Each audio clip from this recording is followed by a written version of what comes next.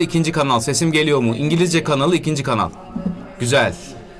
No, we're already almost 30 minutes late, so I would really appreciate if you would all take your places so we could start.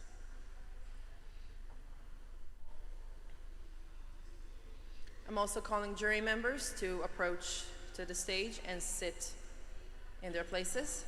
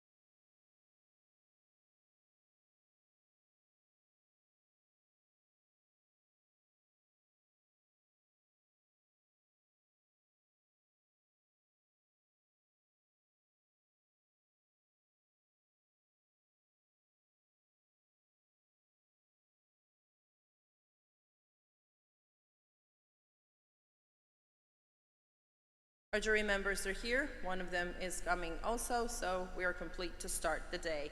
As a beginning, I do invite you to hear Angela Davis, one of the global statements of conscience.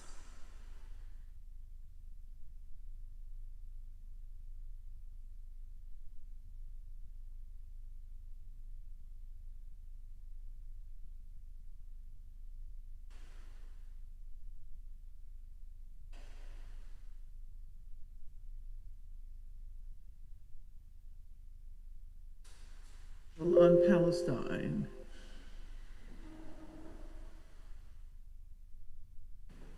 As a former member of the Russell Tribunal on Palestine, I want to express my resolute support of the Gaza Tribunal. I thank all of you for your work as a people's tribunal in the spirit of the project initiated by philosophers Bertrand Russell and Jean-Paul Sartre in 1966, when war crimes and other violations in Southeast Asia by the United States were investigated by the International War Crimes Tribunal. The purpose then was to help end the war in Vietnam by encouraging people's international solidarity. Today, we are collectively tasked with expressing the solidarity that has taken shape, especially over the last 2 years, in response to the genocide in Gaza inflicted by the State of Israel. And so on behalf of all of the many individuals and organizations involved in some way over the last years and decades, and the many efforts to expand global consciousness around the illegal occupation of Palestine, and especially around the genocide during the last 2 years, I would like to express my heartfelt thanks to Richard Falk and to all who helped organize the Gaza Tribunal and or are participating in its proceedings. This is precisely what we need in this moment. It is especially critical to hear about the testimony given to the tribunal, given the U.S. attacks on Francesca Albanese, the UN rapporteur on the occupied Palestinian territories, who has been denied entrance to the U.S. and has had her assets frozen in this country. The tribunal gives us the opportunity to hear not from governments, but rather from people's voices around the world. As we bemoan the indescribable devastation in Gaza produced by Israel, and in many instances by weapons provided by the United States, we stand with the Palestinian people who, having done nothing to deserve these disastrous assaults, provide the world with the best possible examples of what it means to love freedom and self-determination, and to stand up to the most destructive forms of settler colonialism in order to affirm their insistence on our collective rights to determine our political, economic, and social destinies. In this sense, the Palestinians are standing up for those who are struggling in Congo, in Sudan, in Haiti, and by extension, are standing up for all of us. And so thank you, Gaza Tribunal, for facilitating proceedings that will allow the call for a free Palestine and the voices of freedom-loving and forward-looking people to resonate around the planet. Thank you.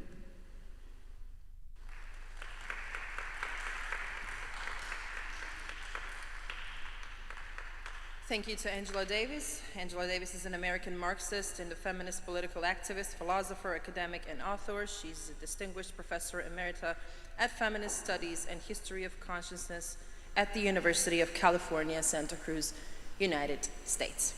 And now, after Angela's statement of conscience, it is time to start with the first panel called The Crimes, Starvation, Ecocide, and Domicide. I do like to emphasize that after every speaking, we will have time to make a discussion with opening questions and answer session. So we should start with Hani Al-Madoun and subject called Starvation by Design, Blocked Aid and the Fight to Feed Gaza. We're talking to a witness and they're online. Hani, good morning. Do you hear us? Yes, good morning. Please, the time is yours. Thank you. Honorable jury of conscience, esteemed colleagues, and all listening in from around the world. Thank you for inviting me today. Thank you for your critical work you are doing to document and report the truth on the cruelties the Palestinians in Gaza and the West Bank are enduring. My testimony can help in this effort. I serve as the Senior Director of Philanthropy for UNRWA USA, but in early 2024, I co-founded the Gaza Soup Kitchen with my late brother, Chef Mahmoud.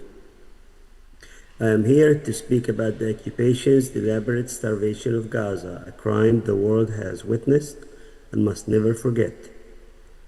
Along with my family and colleagues at the Gaza Soup Kitchen, I have been seeing firsthand how impossible it has become to get even minimal aid into Gaza over the past 2 years, because the occupation has intentionally and consistently blocked it. The kitchen's work has not been easy, nor has it been easy for any individual or organization in Gaza trying to save people from starvation. I hear the difficulties in my family's voices and the messages they send me every day, every night.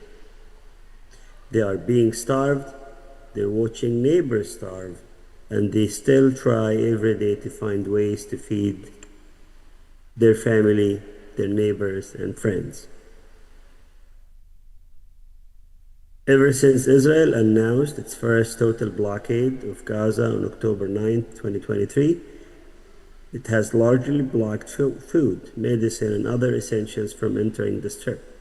Some minimal aid has been allowed in over the past 2 years, but never enough for the Palestinians to survive. And the occupation knows this. As The Guardian reported, Israeli government data confirms that Gaza has been systematically starved. From March through June this year, they allowed less than 25% of the food Gaza needs. Less than 25% of what 2.3 million people needed to survive. Thanks to the Palestinian journalist, the world has finally been seeing the consequences. Famine set and emaciated children took their last breath, even as hundreds of trucks full of humanitarian aid sat waiting at Gaza borders, denied entry by Israel. With funds raised by people around the world, my family and colleagues at the Gaza Soup Kitchen have continued to serve people as best as we can. Sometimes all we could offer was a bland pasta or soup made out of foraged plants, but it has helped people survive. In total, we served about 19 million meals to half a million people since early 2024. Some of these things we were able to cook because the rain grew some of these leaves and plants.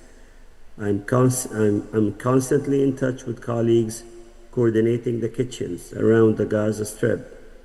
They tell me stories of families walking miles for a meal, children with arms so thin you could see every bone.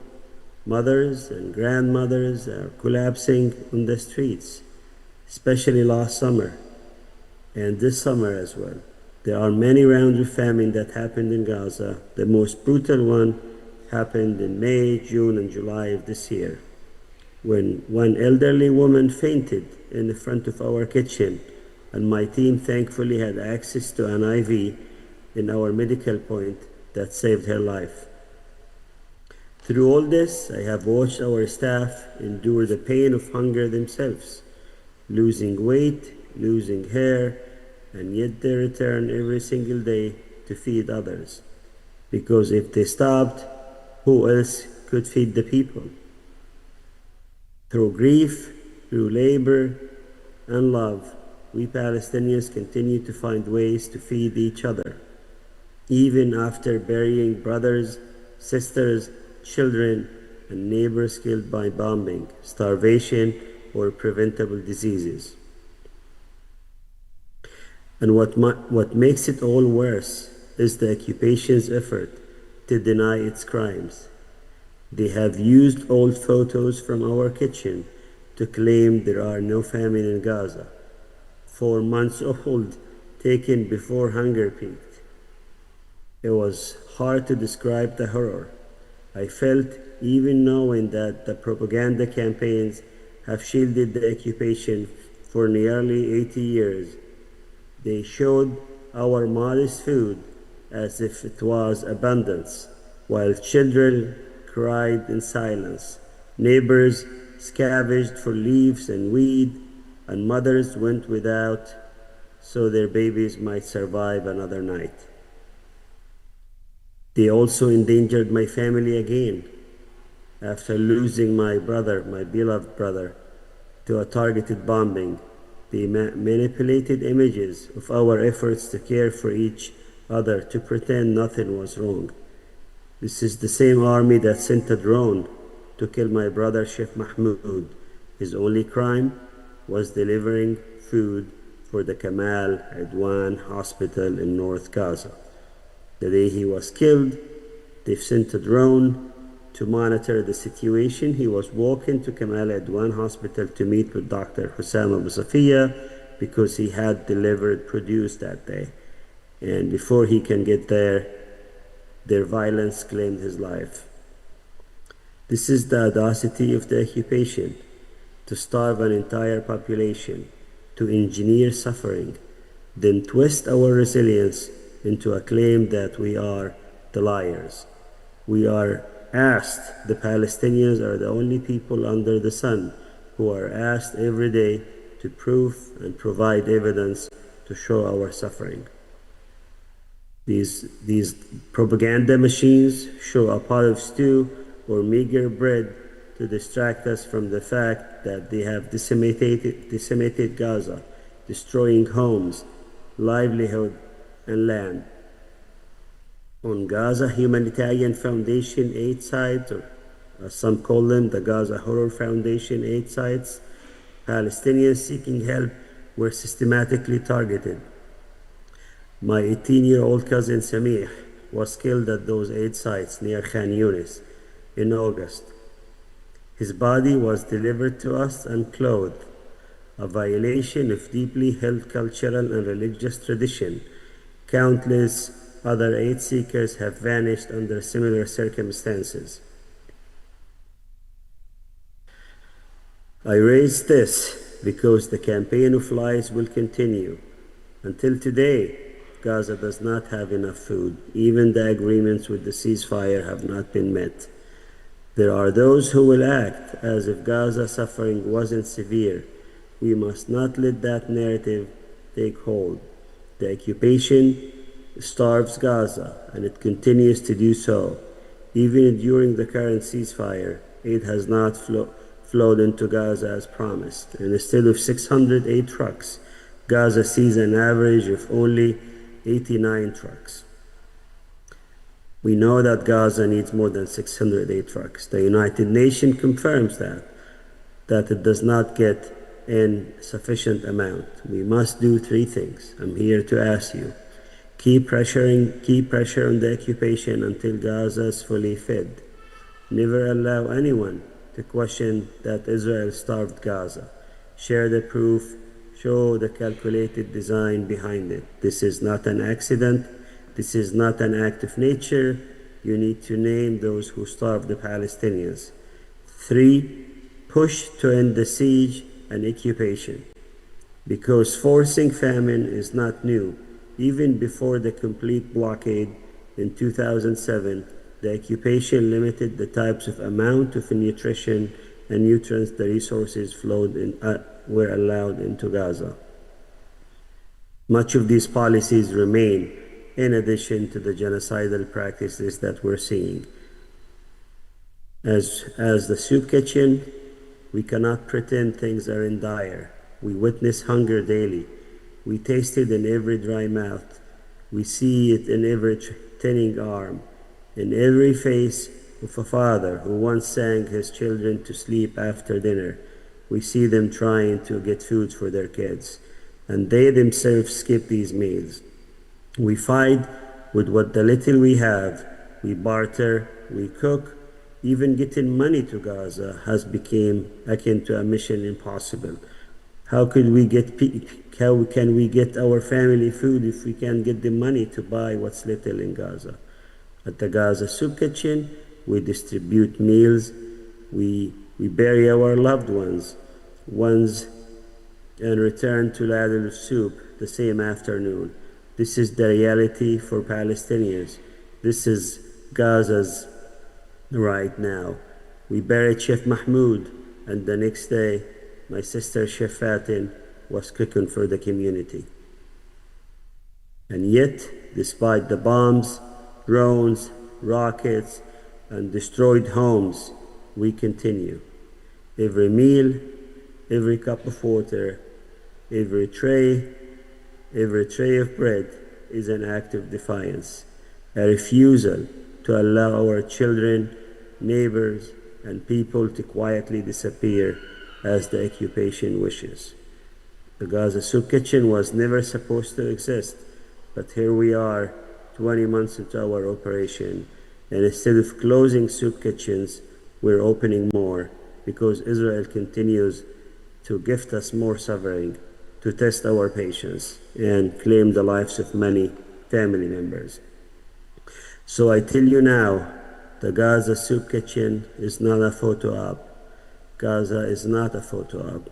It is a place of grief, defiance, a testament to what truly means to provide aid in times of need. The message was sent to the world this week is vital. Gaza will continue. Palestinians will continue. We will always continue. And the world must join us in doing more to name and stop these crimes against humanity. As Chef Mahmoud, my assassinated brother, who served meals to his community, used to say in Arabic, Mustamirin. Thank you.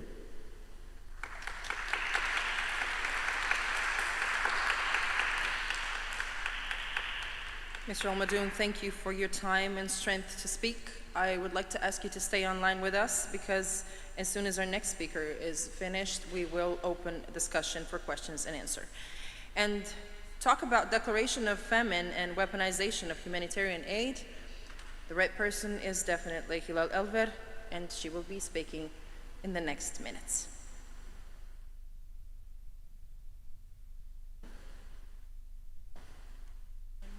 Thank you very much. Distinguished members of the Jury of Conscience, dear members of the Gaza People's Tribunal, and dear guests. My name is Hilal Elver. I served as the United Nations Special Rapporteur on the right to food from 2014 to 2020, and since 2021, I am a member of the Scientific Committee of the UN Committee on World Food Security. Over the past decade, on behalf of the United Nations, I have investigated, monitored, and reported violation of the right to food and related human rights across the world. Among the many conflicts, Palestine has always been a central place in our work, especially the right to food, the right to water, and food sovereignty have all been persistently denied to the Palestinian people. Today, I will share with you a chronology of starvation in Gaza, demonstrating how Israel has used hunger as a weapon for years, first as a tool of control during the long blockade years, and later as a genocidal instrument after October 2023.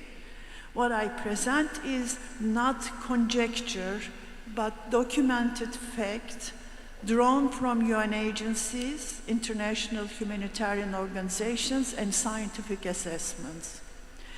Like many of you, I have watched how Western powers, especially the United States, have been complicit, silently or actively, in the continuation of Israel's assault. I have also observed from within the UN system how some reports on Gaza were sanitized, stripped of words like Israel, starvation, famine, and genocide. Because my time is limited, I will focus on the essential facts that reveal how Israel has orchestrated the most deliberate and efficient starvation campaign. The beginning of starvation, October 2023. Israeli Defense Minister Yoav Gallant declared a complete siege on Gaza. His words, no electricity, no food, no fuel. The immediate halt of essential supplies marked the start of systematic starvation policy.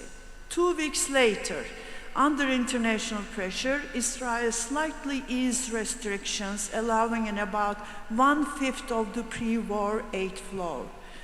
And the siege continued. The intention was never relief but control.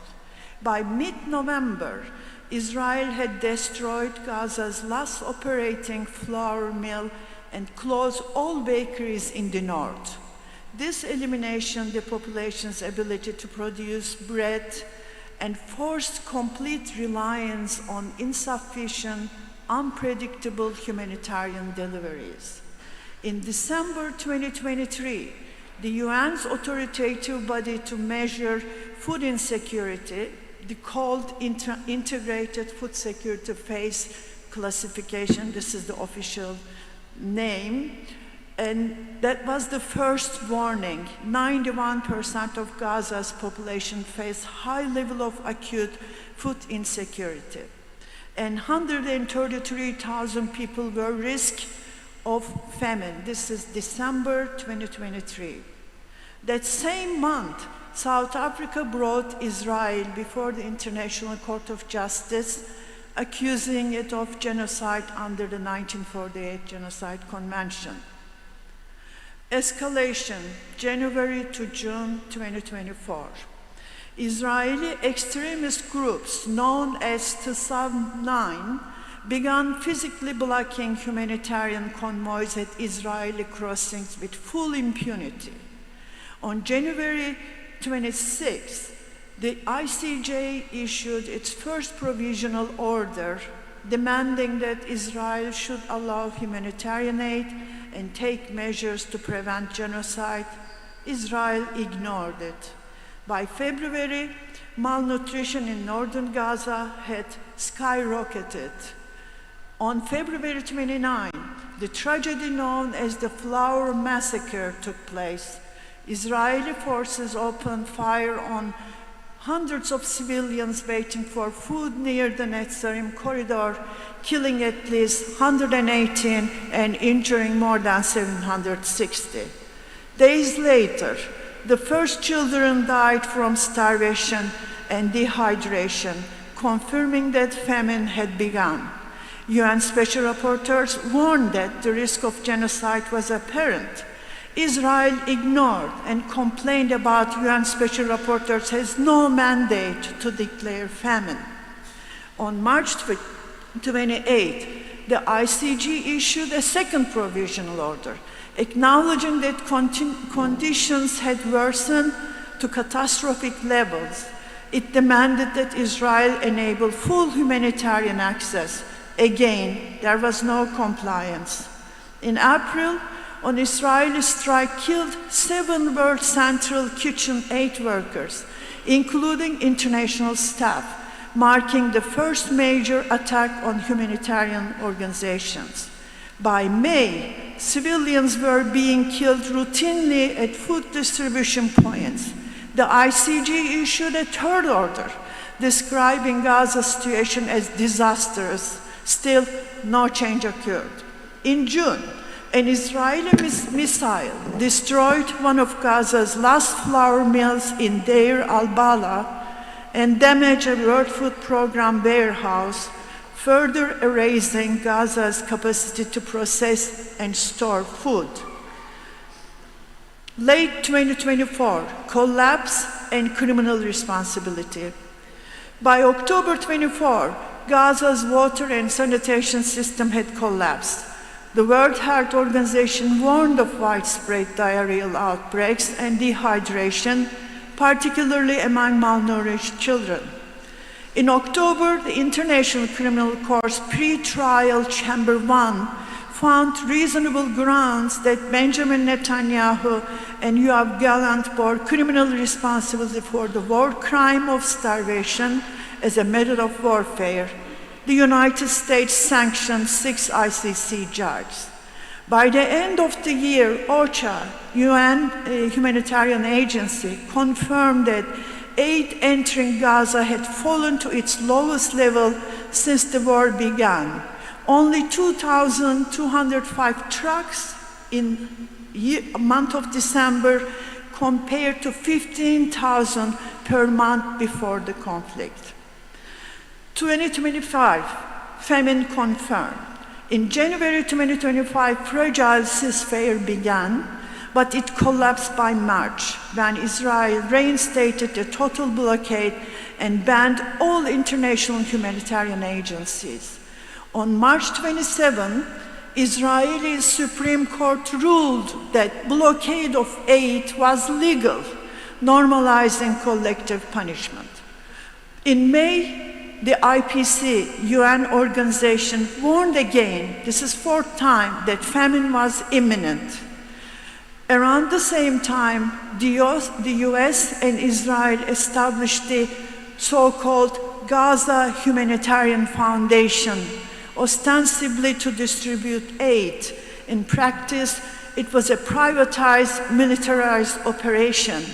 Civilians gathering for wood were repeatedly trapped, attacked. Over 2,000 people were killed while waiting for aid. By July, 1 in 3 Gazans had gone days without food. On August 15, 2025, famine officially declared in parts of central Gaza, 640,000 people in catastrophic condition, which is famine, an entire population, 2,001 million, at that time it became 2,001 million, was in crisis level or worse. Conditions in North Gaza, even impossible to understand. They excluded northern Gaza, only put it in central Gaza. On October 10, 25, after nearly 2 years of attack, a fragile ceasefire began. Members of the jury, from this chronology, several key findings emerge. First, total blockade was not a temporary military necessity, but a deliberate strategy designed to produce what I call intermittent famine, a controlled starvation that avoids immediate mass death but ensures long-term suffering and population destruction. Second, Israel systematically destroyed Gaza's entire food system, mills, bakeries, farms, greenhouses. The purpose was not only to deny food, but to guarantee that Palestinians would remain dependent and destitute long afterwards. Third, humanitarian aid was weaponized, killed unprecedented numbers of humanitarian workers. Aid delivery sites became dead zones, what Gaza health authorities called human slaughterhouses. Fourth, the long-term damage to the ecosystem was intentional. This created economic starvation, ensuring Gaza's unlivability even after the guns stopped. Fifth, the international legal system failed. Israel openly defined them. Neither ICJ nor ICC was taken seriously. United States sanctioned ICC officials, UN Special Rapporteur on occupied territories, and shielded the perpetrators. This revealed the most alarming truth. Even with overwhelming evidence, international law proved powerless against political impunity. Concluding, members of the jury, famine is both biological and social humiliation, indignity, dehumanization. The Gaza famine is not a natural disaster, it's a man-made atrocity, the result of deliberate policy decision, and it was avoidable. Despite 3 ICG orders and countless UN reports, the world watched as famine unfolded in full view. The consequences of lost lives, the collapse of life of Gaza as we know it, will endure for generations. To reverse this catastrophe, Gaza requires immediate large-scale humanitarian access. Most importantly, investigation into the war crimes of starvation is necessary and urgent. Without accountability, there can be no justice, and without justice, there can be no recovery. The deliberate starvation of Gaza's population stands as one of the gravest injustices and crimes. It must never be forgotten, normalized, or forgiven. Thank you for listening. Okay.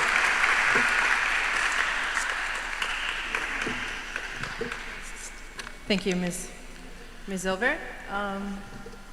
I would like to just tell to our audience, if there's someone who needs translation, to just approach to our team out front, and they will make sure that you do have a translation, so you would be able to hear and understand everything we're talking about.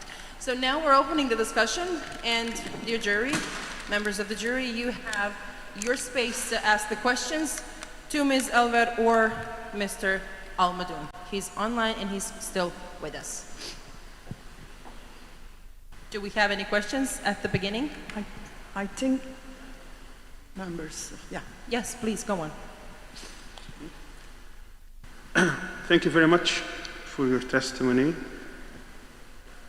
I just want to ask about what you thought of the attempt by the Zionist regime and their supporters when they started the Gaza humanitarian project, and they were trying to mask this as being the answer to the starvation situation, and they were massacring.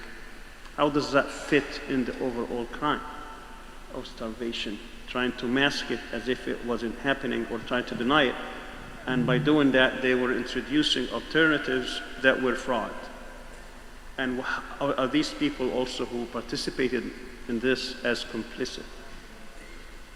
Well, I have You no didn't hear way it. to understand you I know there's because a problem with echo. Because of the acoustic of the...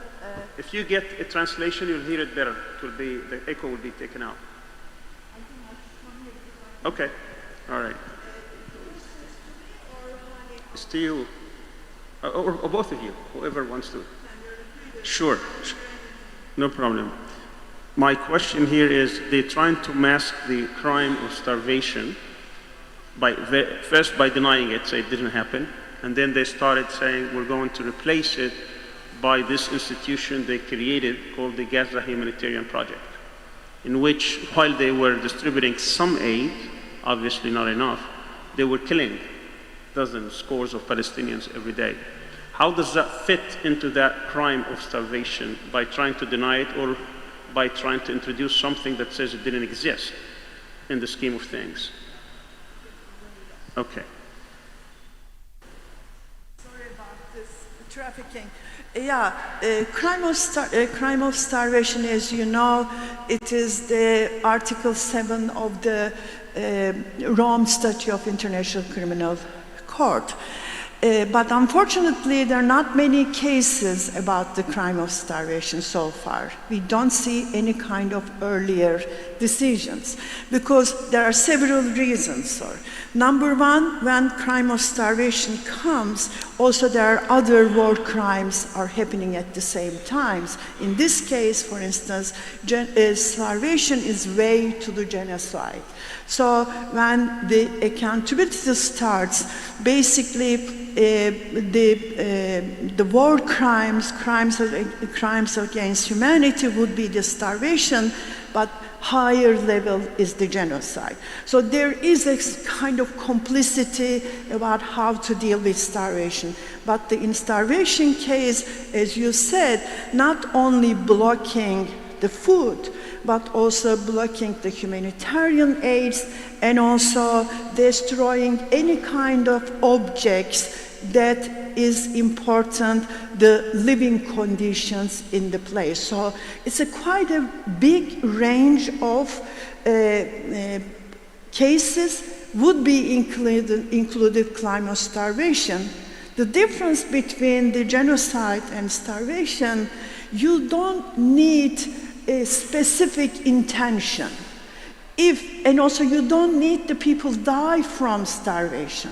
You don't need this. If you make clear case, which is in Gaza, if you block the food, if you destroy bakeries and all kind of humanitarian aids, you don't need the result to be investigated or make it a crime of starvation. Easier to make it, but difficult to bring the court. That's a very complicated situation.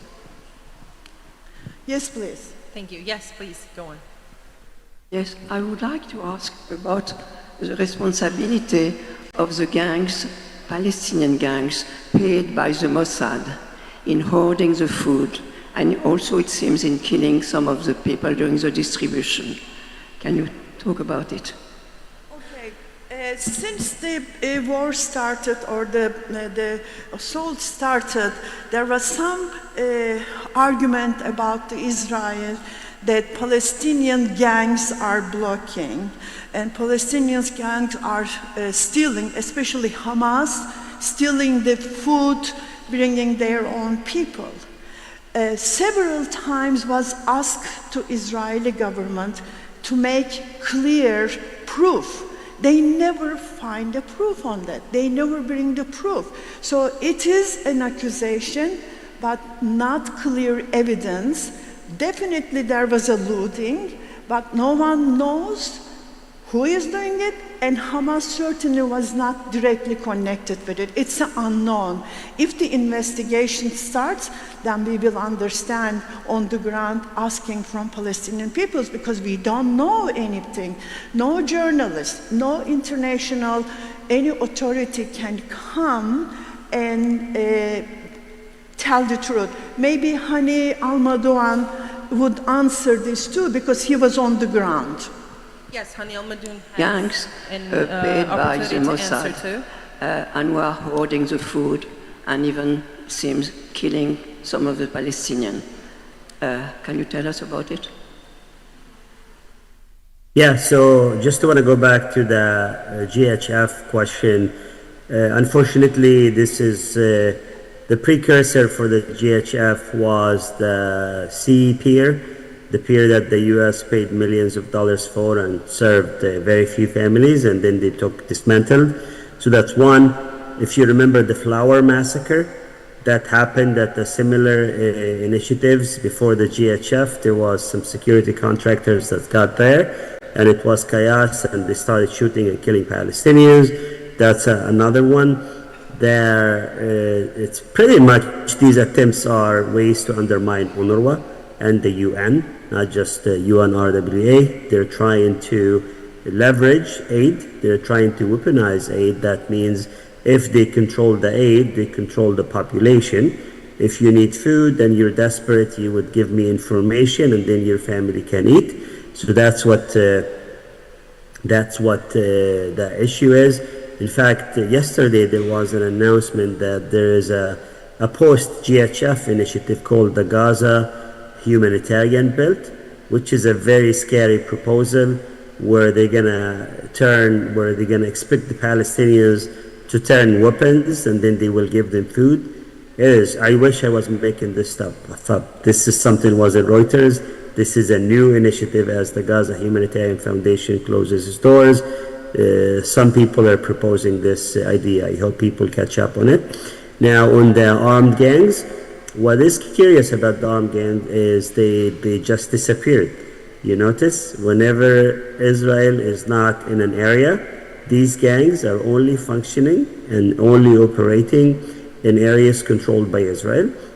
In fact, these armed gangs only target trucks that have humanitarian aid in them.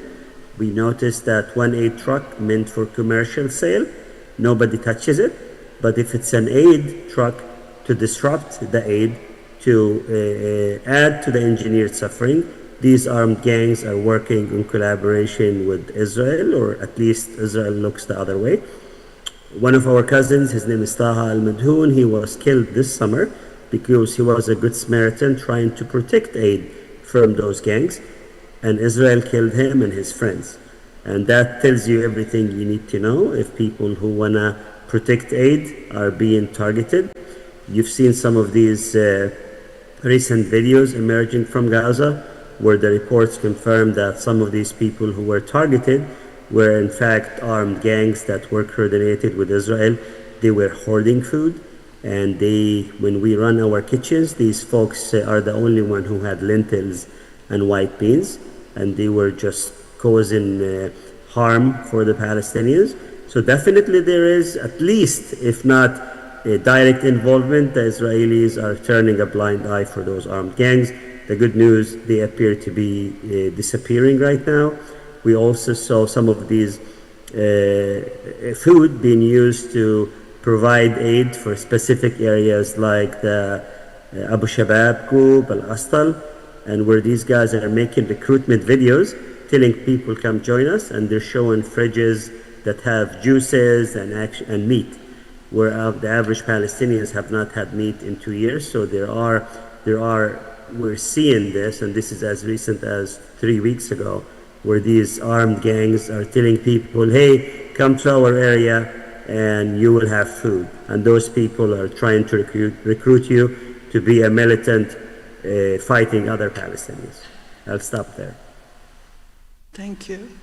I think I don't have anything to add because he explained quite well. Thank you very much. Members of the jury, do we have any more questions? Or is it for now? Yeah, okay, so we have no more questions. Thank you, Ms. Il.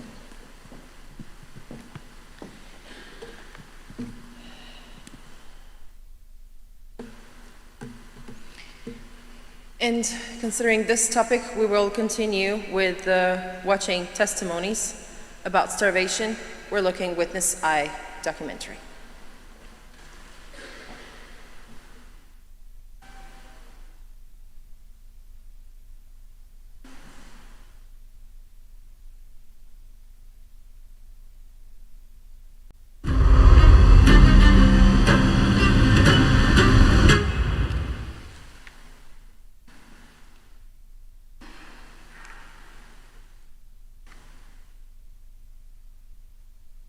شمال غزة كيف كان الوضع؟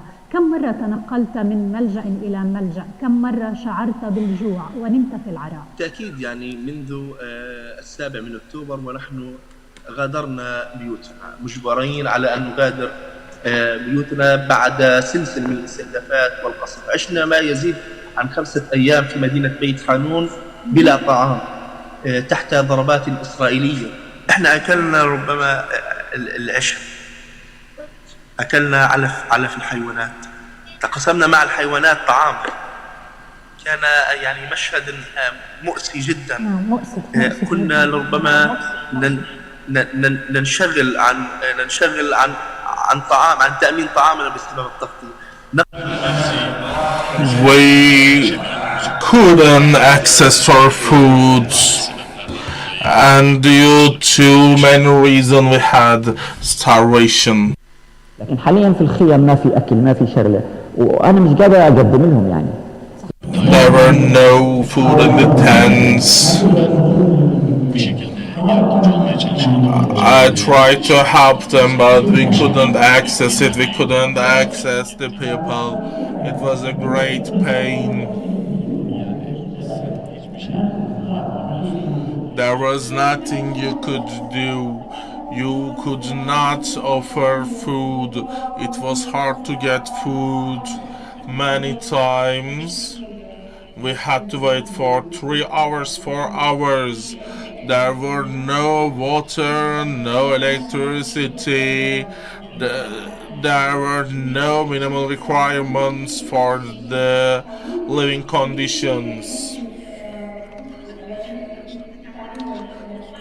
And we couldn't access water for our basic needs, and after a while you only try to get water that will help you to maintain your basic function. When the water tankers come, trucks come, you try to fill your water reservoirs. There was no water, there was no food, it was painful. And it was not only in your home. My nephew too couldn't be fed with milk. We did not have anything to feed him. There was nothing we could give. We couldn't provide them with food. It was 2-year-old child. In Gaza, it was hard to access the drinking water. They tried to carry the water with trucks. We couldn't find water anyway. All of the Gaza had this problem, as you know well. From the four corners of the earth, you need food aid. You require food. And sometimes, in order to reach the food, I had to walk long ways. There were no vehicles over there. And you only was able to use some small motorized vehicles, and those small vehicles were so expensive also.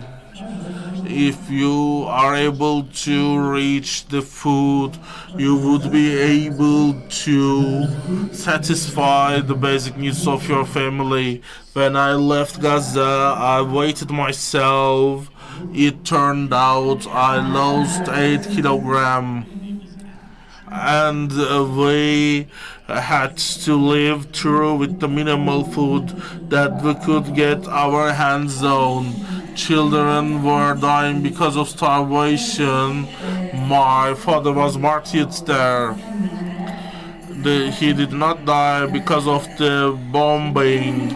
He died of starvation, and unfortunately they ate food, got spoiled, and he got poisoned and died. My father died of starvation. May God be merciful on him. And I asked him one day before he died, and he told me that I'm hungry. You can't do anything. Think of it.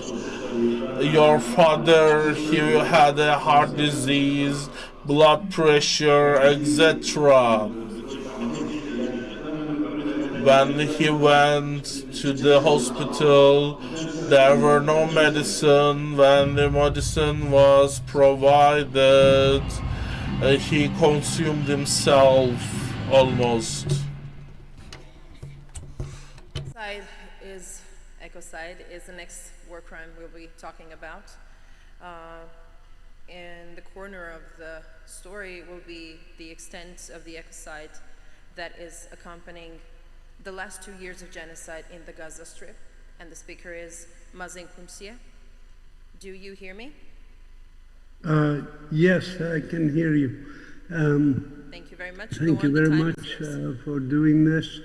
And my name is Mazin Kumsiye. I'm founder and director of the Palestine Institute for Biodiversity and Sustainability at Bethlehem University.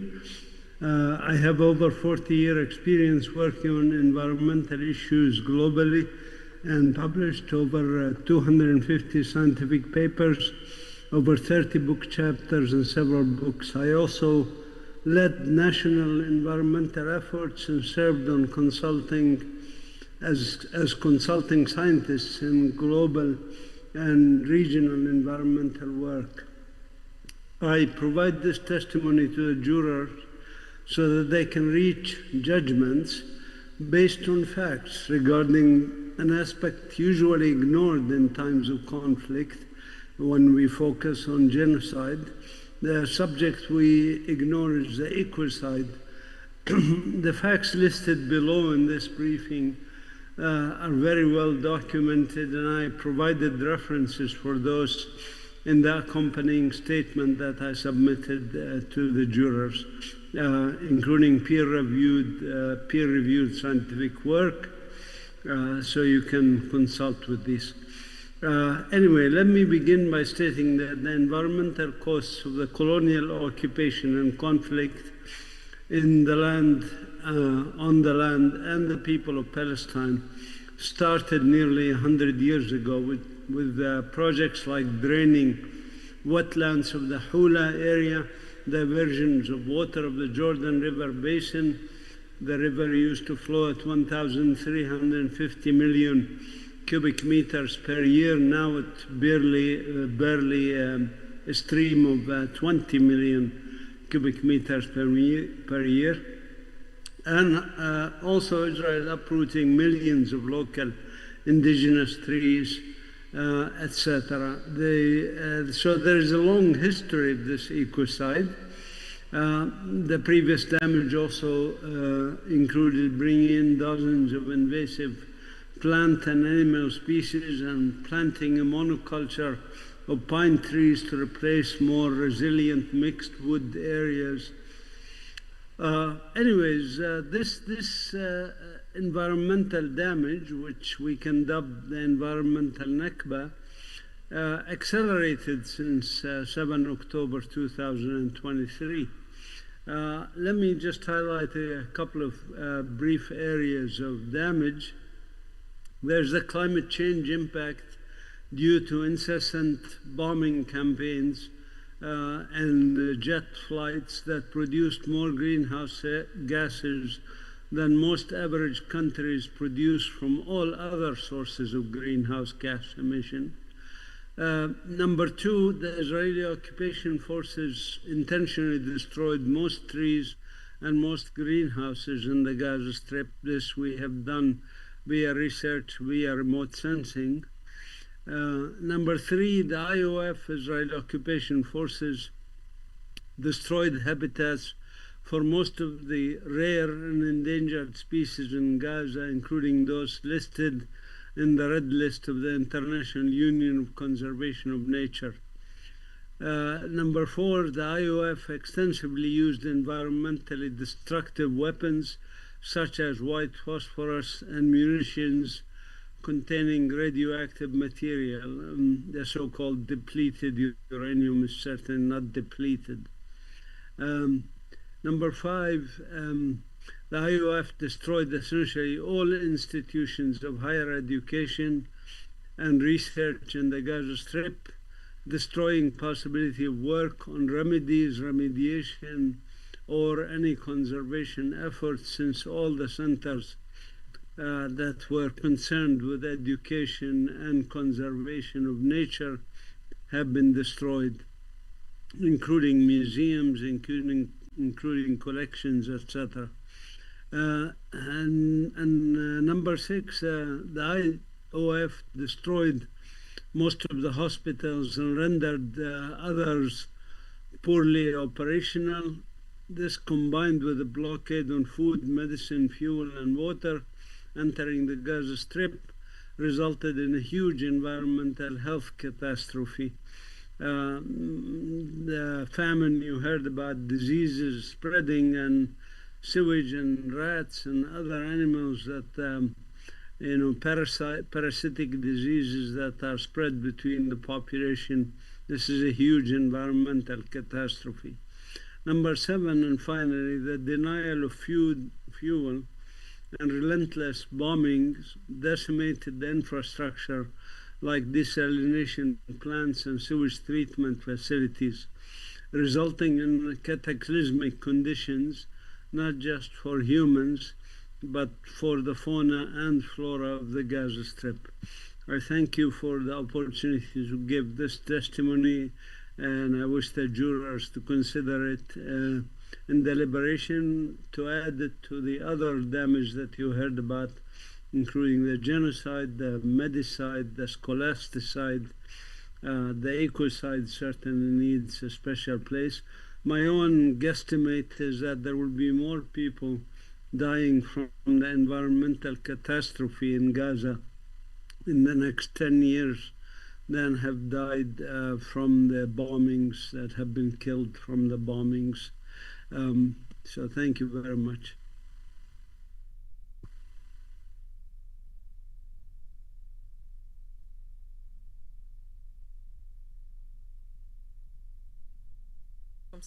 Thank you very much.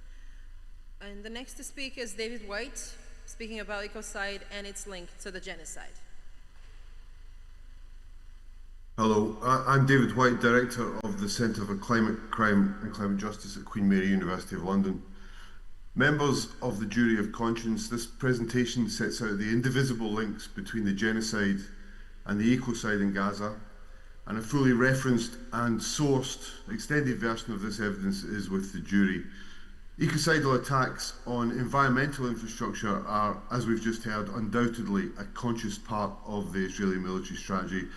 By environmental infrastructure, I mean infrastructure that ensures the integrity and cleanliness of land, water, air, and biodiversity, including agriculture and drinking water, of course, again, as we've just heard. Removing the capacity of the people of Gaza to produce drinkable and usable water has been a central part of Israel's war effort, clearly. The release of huge amounts of raw sewage every day has contaminated land and water courses, including aquifer and the Mediterranean coast, ensuring disease proliferation. The destruction of agricultural land, including the deliberate destruction of almost all of Gaza's orchards and most of its arable land, as well as the targeting of fishing grounds and the capacity to fish, has also been part of a sustained and deliberate attempt to render Gaza unlivable. The ecocide in Gaza cannot in any sense be thought of as distinct from the genocide. Ecocide is a central part of the military strategy. In this ecocide genocide, the annihilation of the Palestinian people is indivisible from the destruction of Palestinian land fertility, air quality, food sources and water supplies that people rely on to live. Israel fires on and bombs food queues, water infrastructure and sanitation plants for this reason, just as it destroys agricultural production and fishing boats and nets for this reason. Israel has repeatedly justified such attacks by claiming that Hamas uses civilian resources for military purposes. According to Israeli officials, Hamas hides weapons in or launches attacks from civilian locations, even aid convoys, and in this way, all of the infrastructure that sustains life is transformed by the Israeli state into a legitimate military target. It's here that we see the articulation of a principle that's been central to this genocide, ecocide, that there's a symbiosis between civilian and military targets, to the point that the Israeli state argues it's pointless and at times counterproductive to separate them. So if the analysis of ecocide in previous military conflicts revealed a blurring of the distinction between civilians and combatants, the Israeli state has wholly eradicated this distinction for its own political and military operational purposes. The open declaration that all life be treated as a legitimate target can only be understood as a supreme declaration of racism. Palestinians must be categorized and treated as a homogeneous and expendable terrorist population. Palestinians must be racialized to the point that Palestinian lives are seen as nothing more than an inconvenient but expendable obstacle to achieve a military goal. While this is by no means unique in warfare, in our historical experience, Israel's genocidal attack on Gaza has perhaps seen the highest point at which this is openly boasted about and justified by its perpetrators. Israel's explicit justifications for a scorched earth military strategy raise these profound questions about why this strategy has been tolerated or sustained by the most powerful international states. It also raises crucial questions about the supine nature of the structures of international law to prevent this genocide, ecocide, and about the realpolitik of Israel's brutality. Historically, Israel has been an important channel for both European and US geopolitical interests in the Middle East. The attack on Gaza cannot be described as a war for oil per se, yet the Israeli war machine is only sustained because oil is in the Middle East. The attack on Gaza is therefore inextricably bound up with geopolitical and specifically oil and gas interests. This is a crucial entry point for understanding the attacks on Gaza as part of a longer ecocidal military campaign. I now want to set out some of the measures of the deliberate destruction of environmental infrastructure. In terms of the debris that's been created, the large-scale destruction of Gaza's urban infrastructure has produced an estimated 61.4 million tonnes of debris. That's more than 20 times that generated by all other military attacks on Gaza since 2008. The debris is heavily contaminated with asbestos, industrial and medical waste, heavy metals, and of course human remains, and is a major source of disease. The debris also contains huge amounts of unexploded military ordnance, estimated at 5 to 10% of the total dropped on Gaza still in the rubble unexploded. 2.91 million tonnes of debris in industrial areas are contaminated with chemicals and other hazardous materials, with over 250,000 tonnes potentially containing heavy metals from destroyed photovoltaic cells, that's solar panels, of course. It's estimated that safe disposal of the rubble will require over 700 hectares of landfill, a completely unviable option in Gaza's densely populated and land-constrained context. And I want to stress this, that in this respect, under the Oslo II Accords, hazardous waste, all of the waste I've just mentioned, must be transferred to Israel pending establishment of Palestinian disposal facilities. This is a mandate that applies to all waste, the waste created by Israeli attacks since October 2023 included. But of course this does not feature in the so-called Gaza peace plan. In terms of air quality, the destruction of energy infrastructure in the blockade has led to an exponential rise, as we've just heard, in the burning of wood, plastic and other waste materials, and that has released high concentrations of particulate matter, dioxins and other highly toxic compounds. Emissions from munition explosions and fires in bomb structures, including industrial facilities, have released significant quantities of highly toxic chemicals. Deaths caused by acute respiratory infections have been rising rapidly throughout those attacks.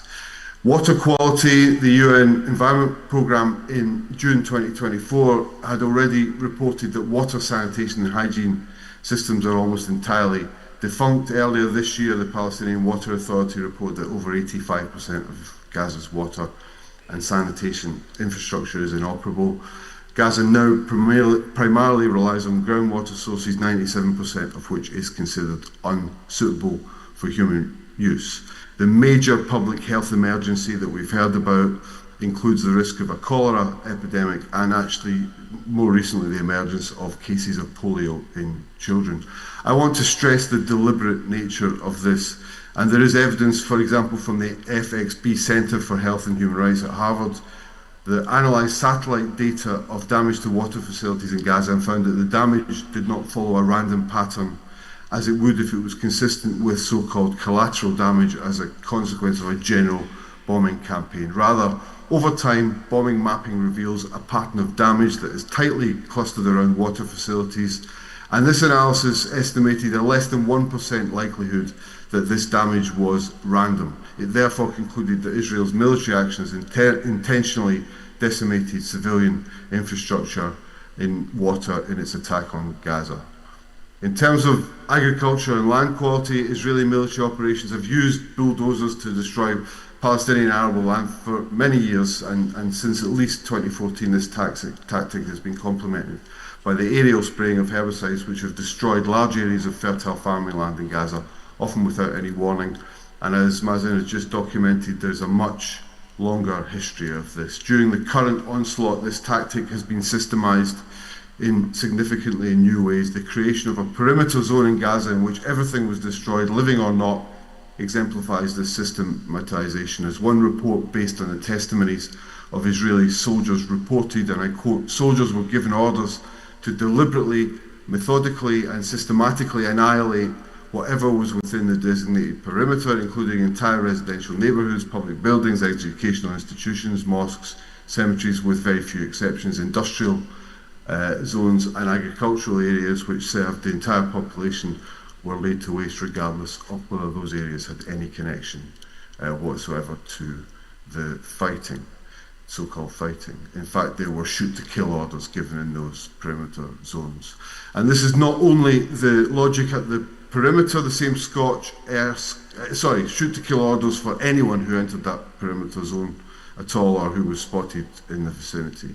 This is not only the logic at the perimeter, the same scorched earth orders have been generally applied across Gaza.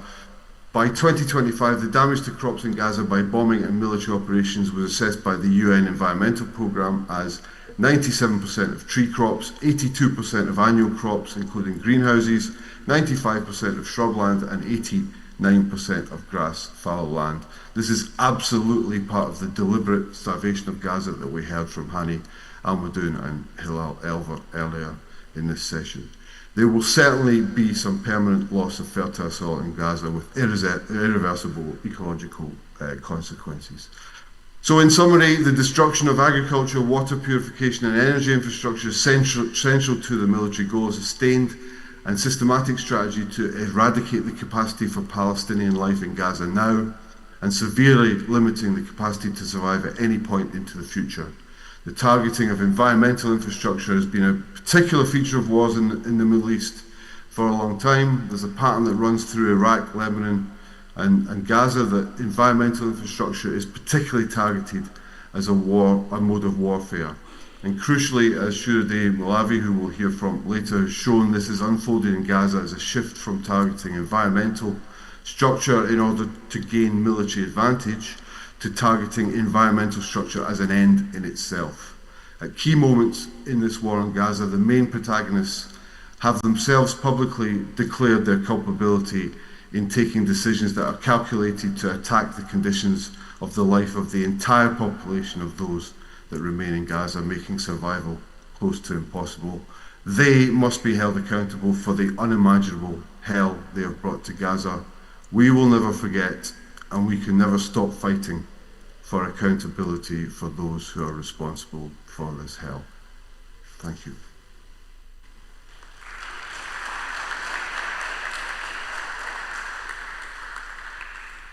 Thank you, Mr. White. And we're opening space for discussion and questions and answers. So, members of the jury, do we have any questions?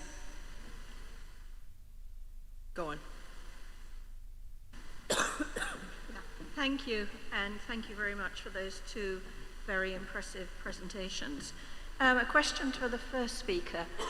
You talked about the environmental costs and the environmental damage that had taken place over 100 years during the colonial period, the occupation.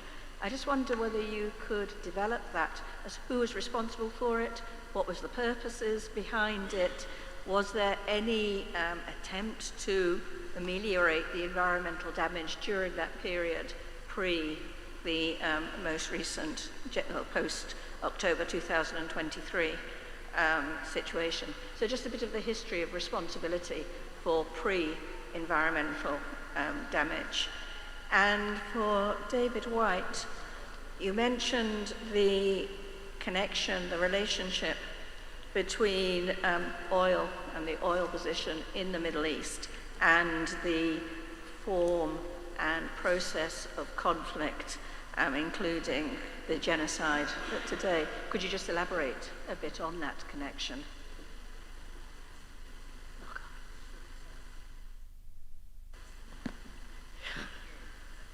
I'm sorry, I've been asked to repeat the question.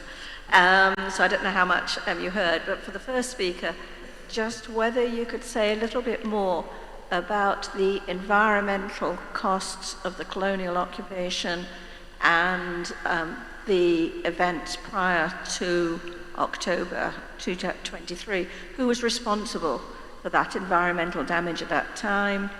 Why was it carried out? What were the purposes? And were there any attempts at responsibility with respect to that? And for the second speaker, David White, you mentioned the interrelationship between oil and the geopolitical issues in the Middle East in general and what is happening today in Gaza. Whether you could elaborate a bit further on that. Mr. Kumsi, I hope you've heard the question, so you can proceed with your answer.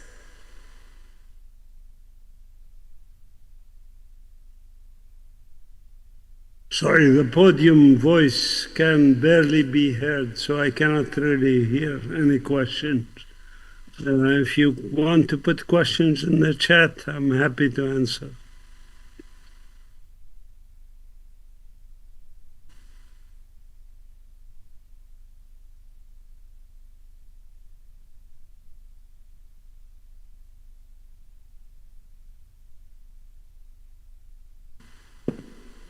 Can you hear me loud and clear?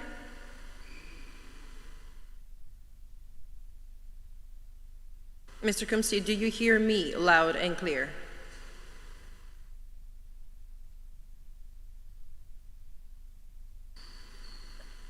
Yeah, still don't hear well. It's very, very...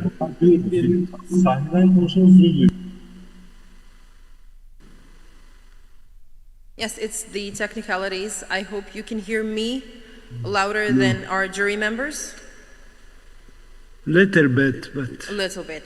Okay, so I hope that you can hear me. The question was if you could just elaborate a little more about who was supposed to be taking care of all of these issues before everything happened and before the genocide started, let's say on October 7th in 2023. Okay. So who was supposed to be taking care of this?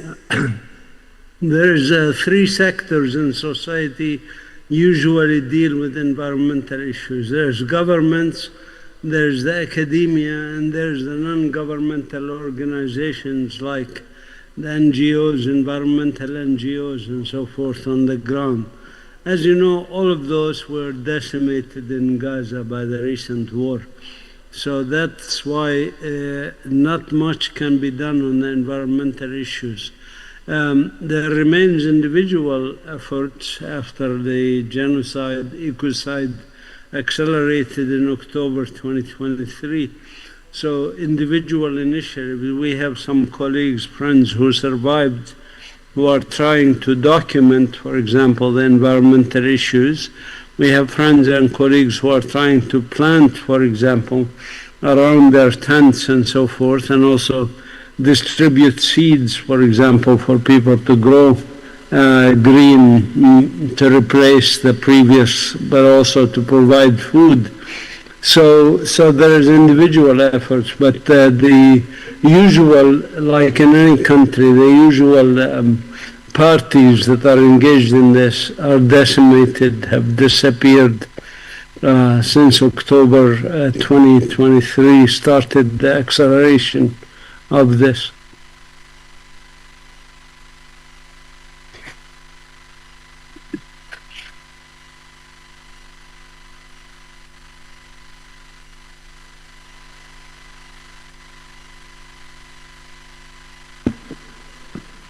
Thank you, Mr. Kumsi. Mr. White, the question for you was if you could just elaborate a little more into details about the connection between oil and genocide in Gaza.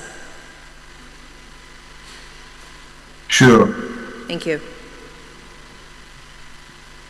So I mean, we had a lot. Yes, sorry, I've got another voice playing at the moment that I can hear, which is making it difficult to.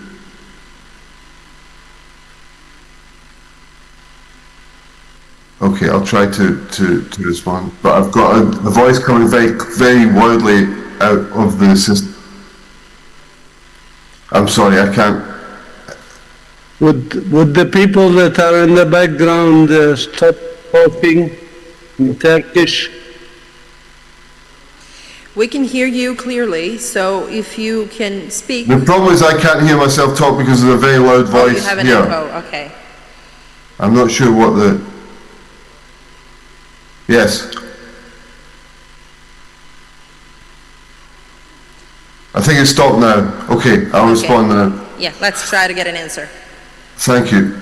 So yesterday we heard a lot about the establishment of the Israeli state and the long history, and I think it's really important in terms of thinking about the the geopolitical situation and geopolitical interest to say very explicitly that the establishment of the Israeli state from a British perspective meant the establishment of a friendly quasi-European state in the Middle East with a ruling elite that Britain could bank on.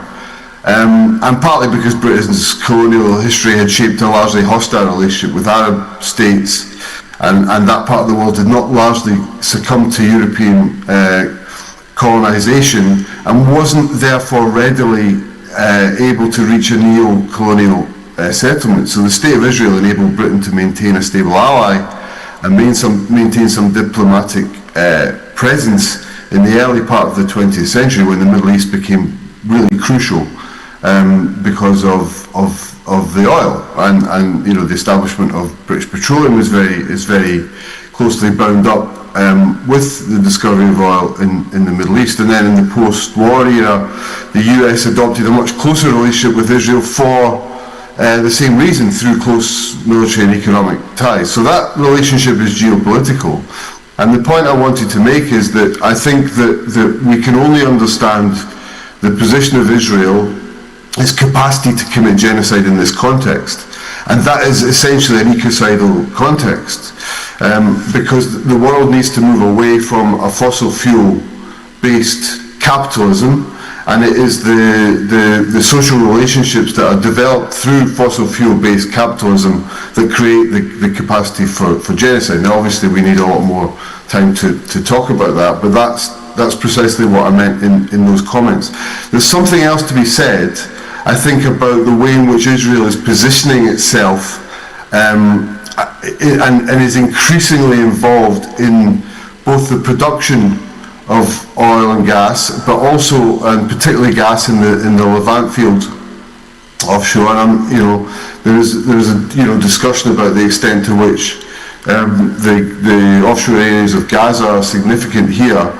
I think they're significant in the sense that Israel is positioning itself as a supplier of gas in the region. It exports gas now to states including Egypt, but also the pitch that Netanyahu makes regularly to the United Nations about the possibility of developing the Negev Desert Pipeline project are indicative, as well as the development of the Levant Basin, of Israel's diplomatic opportunism, its strategic positioning and political integration in the region, as kind of closely bound to its positioning as a broker for the oil and gas industry, particularly between Asia and Europe. So I think those are very, very important framing aspects of this that we need to take into account. The environmental catastrophe that's unfolding and has unfolded deliberately in Gaza is connected to the much broader ecocide, and I think we have to always remind ourselves of that as the framing context, and why actually we not only are we all implicated in that broader economic sense, but Gaza is also a question for all of us, because it's a question about the future of the planet. Thank you very much, Mr. White. Thank you very much, Mr. Kumsia. Thank you for... Yes, we do have one more question, and if you do not hear it, I will repeat, because it's important to hear it and to hear your opinions and answers. So yes, please, thank you. Again, thank you very much for the testimonies you've presented. Is there any comment about Gaza's gas reserves off the coast of Gaza and the theft that's being taking place there? And what would be the estimate in terms of the wealth that is being squandered or taken away? Also, the other natural resources like water and others in the West Bank, and other natural resources that have been plundered, have been taken, what would be the estimate of that? And finally, in your presentations, in your testimonies, there were a lot of numbers.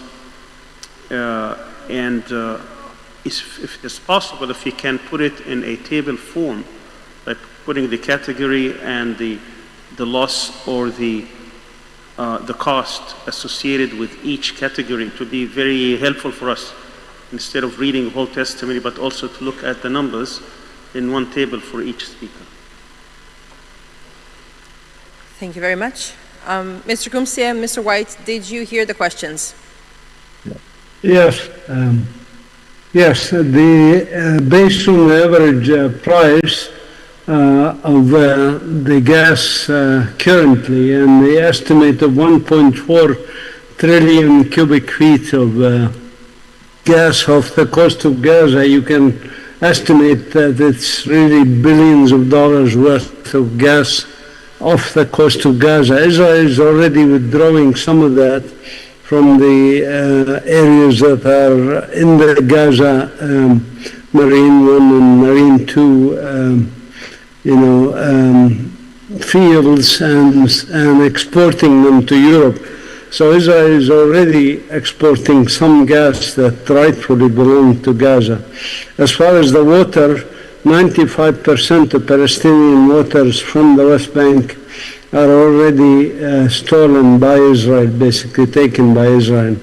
The water aquifer in Gaza itself is depleted significantly for two reasons. One is that the usual recharge of the water aquifer, coastal water aquifer, is not allowed to function because Israel blocked the water coming to Wadi Gaza and other places from the Hebron Mountains in the West Bank and other places to the Gaza Strip. That's number one reason.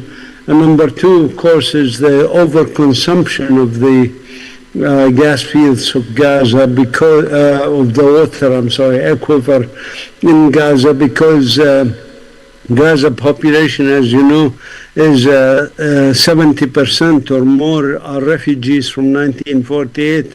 They really do not belong in Gaza. These Palestinians belong in their homes and lands, in the villages and towns that were ethnically cleansed in 1948.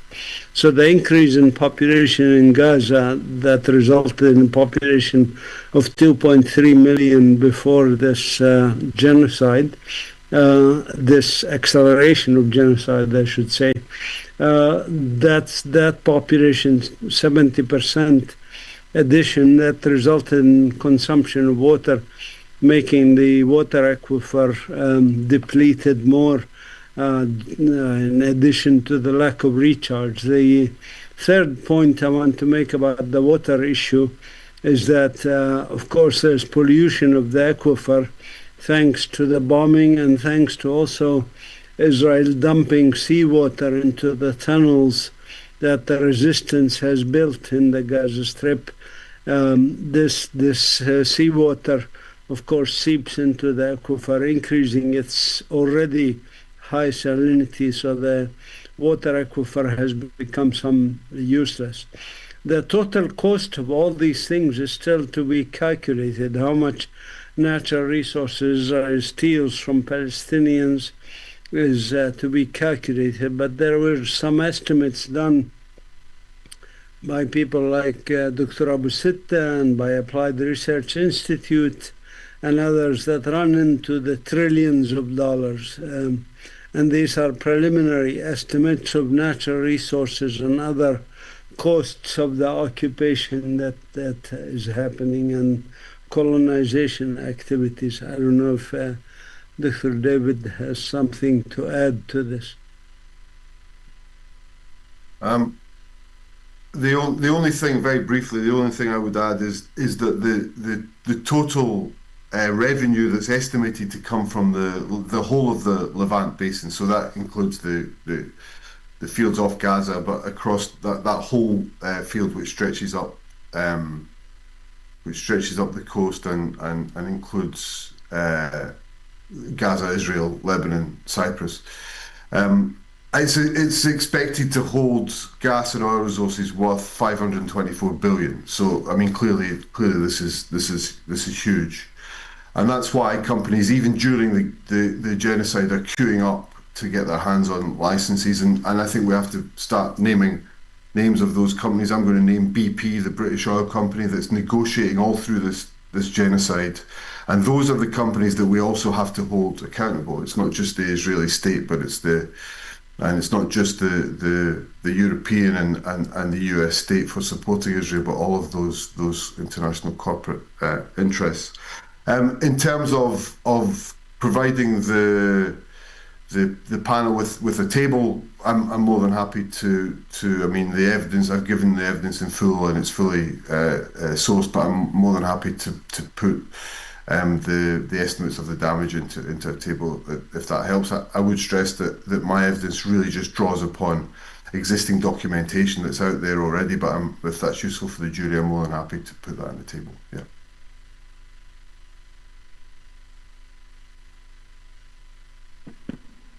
Thank you very much, gentlemen, for your time and for your answers.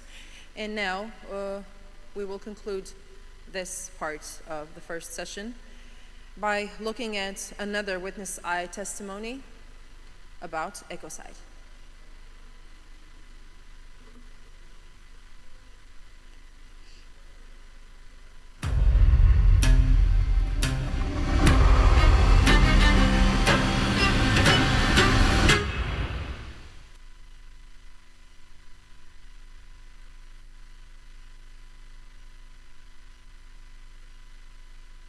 ليش غزة فيها مجاعة طالما غزة كان فيها أراضي زراعية؟ لو تشرح للناس إيش اللي عملته إسرائيل؟ There were agricultural lands.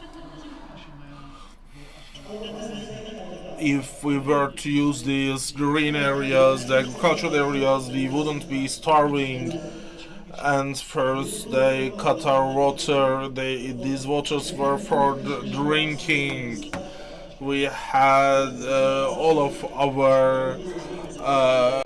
our vegetables are coming from the West area. Normally we would be exporting to Israel, but now we are importing from them before everything. But now we are having a famine. No terrain, no water, no electricity. We have nothing. And they hit our water wells.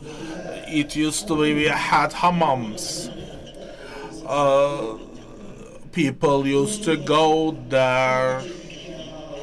People used to farm, but now we are having a terrible, terrible situation. Now Israel aerial vehicles detect our agricultural lands and they destroy them. What I mean is, even if there is a ceasefire, there's no way the farmers to return to their lands. You're an expert on that. Yes, that's correct. It would take a long, long time for them to go back, and they will be preparing the lands once again. They would lay framework for electricity to work there. Because in all of our basins they targeted all of these, and we don't have water. Water is dirty. We used to have an occupation. We used to be able to do something 50, 60 years ago. There were huge resources. We used to have breakfast. We used to have chats with our families. We used to have tea with our loved ones. If they called me, I would go there right away. It was a good life. But now with this, I'm really shocked and I'm really sad. What did you see? My brother told me that when he went to your home, he got lost on the way and passed by. He went about 100 meters past the house, then remembered. This is the area after seeing where our home was. It doesn't exist. The area is a disaster. It's not my home. It's not my area. He couldn't find our home. Right now, there's only one thing to be done about the cultural lands. We still have earth, actually. But even if we can't do that, we could have a light industry. And what we know is all agricultural and farming areas, they were seized, right? Yes, they got seized. Then they separated it. It used to be our lifeline. You are mentioning the north part, right? Rafah to north to south, all of this area were agricultural lands.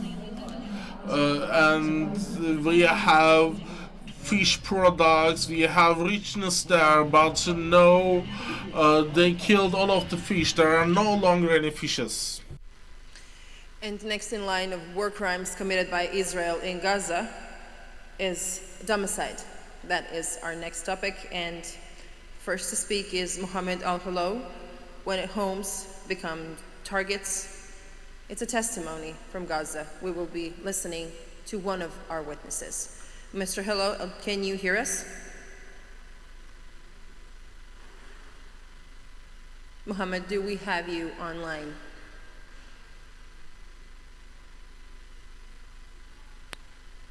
Hi, can you hear me? Yes, Mr. Al-Halo, yes, I can hear you loud and clear. The time is yours. Thank you so much. Thank you to the Gaza Tribunal. First of all, I'm sorry if my English is not the best. I will try my best to describe. It's an honor to testify before you today. My name is Mohammed Al-Halo. I'm a journalist from Gaza. I'm 24 years old. I'm a genocide survivor. Before the genocide, I was a student of journalism. I dreamed of telling stories, not surviving them. For 8 months, I reported live from Gaza, mostly from Nasser Hospital. Then I evacuated in order to receive a surgery for my thyroid cancer. My closest friend during the genocide were fellow journalists Mohammed Salama and Saleh Al-Jafarawi. As you know, both have been killed in this genocide. I'm one of the lucky journalists who managed to survive Israel extermination. Mr. Al-Halo, can you hear me? Yeah, can you hear me? I'm sorry, can I please ask you kindly to just open your camera because we don't see you, we only see the photo of your can profile. Can you see me now? Can you see me? Yes, yes, thank you, proceed. Thank you very much. Okay. Where are you? Okay, wait a minute. Yeah.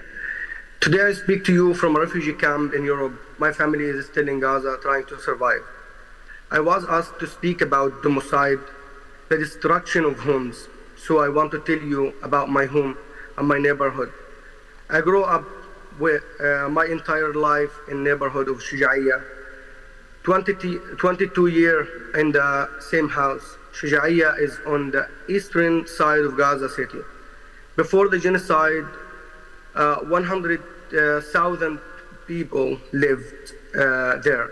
Some of the biggest families from Shuja'iyya are the family Al-Hilo, it's my family, and Jindiya and Hillis, a lot of people. In the past 2 years, Israel has earthed Shuja'iyya. Only a few houses remain. Wait a minute. You can share the picture I sent to you now, if you please. But I don't want to speak only of destruction. I want to tell you what Shuja'iyya was. Here are some pictures, if you can see it. I don't know. Before the genocide, I was to drink coffee from a stand owned by my own cousin. It was a part of our street and part of our rhythm. My favorite restaurant was Al-Mamlouk on the street, Al-Baz Street. I eat best falafel and fool and hummus there every day. The owner and all his entire family was killed by Israel. The restaurant is gone. The people are gone. When I was growing up, my friend would come to my house every morning. We never locked the door. That was normal in Gaza. Now in Europe, I see people locking their doors. It feels strange for me. In Gaza, our doors were open. Our lives were shared. My friends would shout Al-Hilo from the street. I would hear them and get ready for school. My mom made tea while they waited. Then we would go to Mamluk restaurant to have a breakfast, and we will buy a juice from Nasir al-Sha'ar supermarket and go to school. That was my daily routine. That was my life. It was a simple life, but a life of dignity, full of love. I grew up in a big family. My father is a building engineer, and my grandfather and great grandfather were builders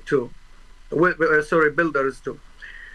They helped build half of Gaza, Burj Sarraj as example, Sheikh Zayed towers. These were their legacy. That legacy has been reduced to rubble.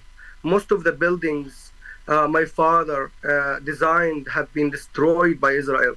My mother was a journalist too. She taught me to ask questions, to seek truth. If you can show, please, the picture of my mom and my father during the genocide and before the genocide, I would be honored. The difference between this photo is a couple of years. You can see the genocide of their bodies. 14 people lived in our house, all my brothers and sisters, my uncles' family, my brother's family, my grandmother, Suad, who is 85 years. A house full of love, full of life. In Palestine, a home is never just four walls. It's where generations live together, where neighbors are family, and where every corner holds as a story for Palestinians. Genocide is not just a physical destruction. It's a form of culture war. We used to spend summer evening on the roof building and eating orange and staying up all night. Palestine has always been famous for its orange. We used to keep sorry, my English is really horrible. Okay. We loved our roof. I had 12 beloved cats in my house too. Our house was in El Baz Street in Shujaiya. It's important for you to know this because Israel erased the map. Streets are no longer recognizable. My dream was to get married and live next door to my family. That's how Palestinians live, close and connected to our families. That dream was erased 37 days into the genocide. Our house was destroyed in a single airstrike. That strike damaged or destroyed 70 other homes. Likely my family had fled then to south of Gaza, so they were safe for the moment, but every single Palestinian in Gaza lost so much during this genocide. So even if someone is safe today, they are not safe tomorrow. After our home was destroyed, I lost a nephew,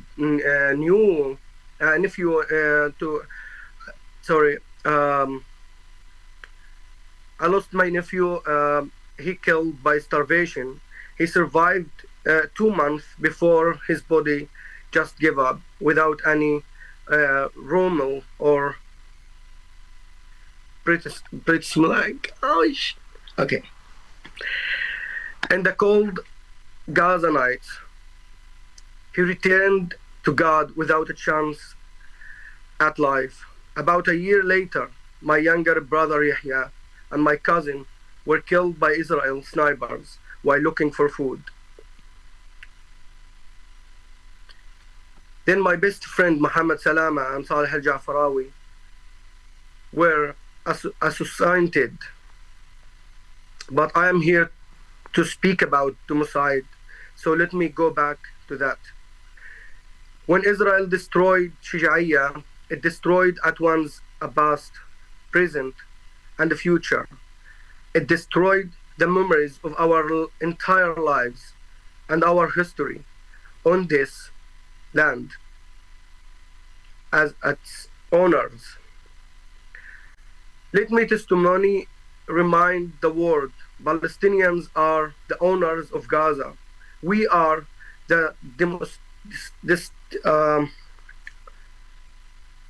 whatever. Shujaiya was a very special place, like every city or neighborhood in Palestine. It had its own unique culture. It had its own unique accent. The people of Shujaiya were known by people across all of Palestine. We had a saying in our neighborhood. We used to say, seek knowledge from China and straight from Shujaiya. That straight has been tested point merger.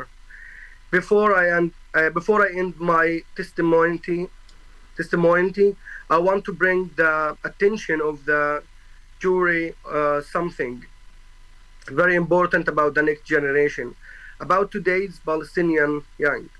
My nephew Akram was born during the genocide. He's almost 1 year and a half. He had never lived in a house. His entire life has been spent in a tent. Tent life is very hard. There are bugs everywhere, no comfort, no safety. It is too hot in the summer and it's too cold in the winter. It's dirty, but we try to keep it clean. But it's not our home. What does home mean to a child who has never had one? If Palestinians are not allowed to rebuild their homes and communities, then I fear about the future of this generation who grow up without homes. When you lose your home, you lose your safety, your sense of self. You begin to question you will never belong anywhere.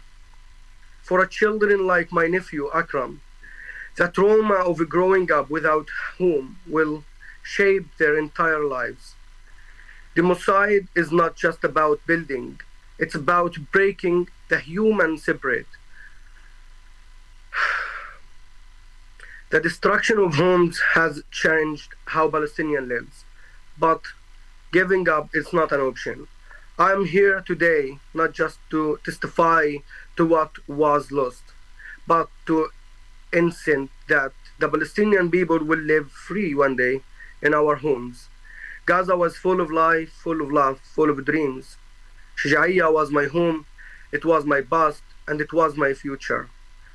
And thought it had been destroyed, I will do everything I can do to rebuild it until I die. Israel hopes we will abandon our case so that it can do to Shujaiya what it did to Jaffa in 1948, so that it can do it to Beit Lahia what it did to Akka, and so on. But as long as one Palestinian remains on this earth, it will never succeed. I didn't choose this life, but I refuse to refuse to Chardner, and thank you, and I'm really sorry for my language and my accent. I tried my best.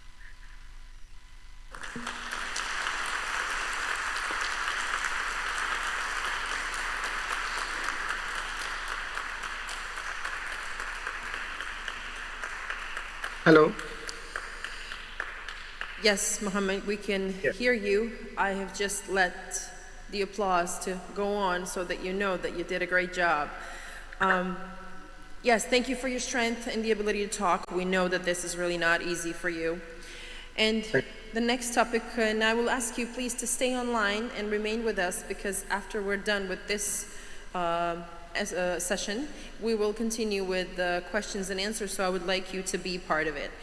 And the next to speak is Krishnan Rajagopal, UNSR on housing, on recognition of domicile as a pathway to accountability and responsibility for the destruction of Gaza. Krishnan Rajagopal.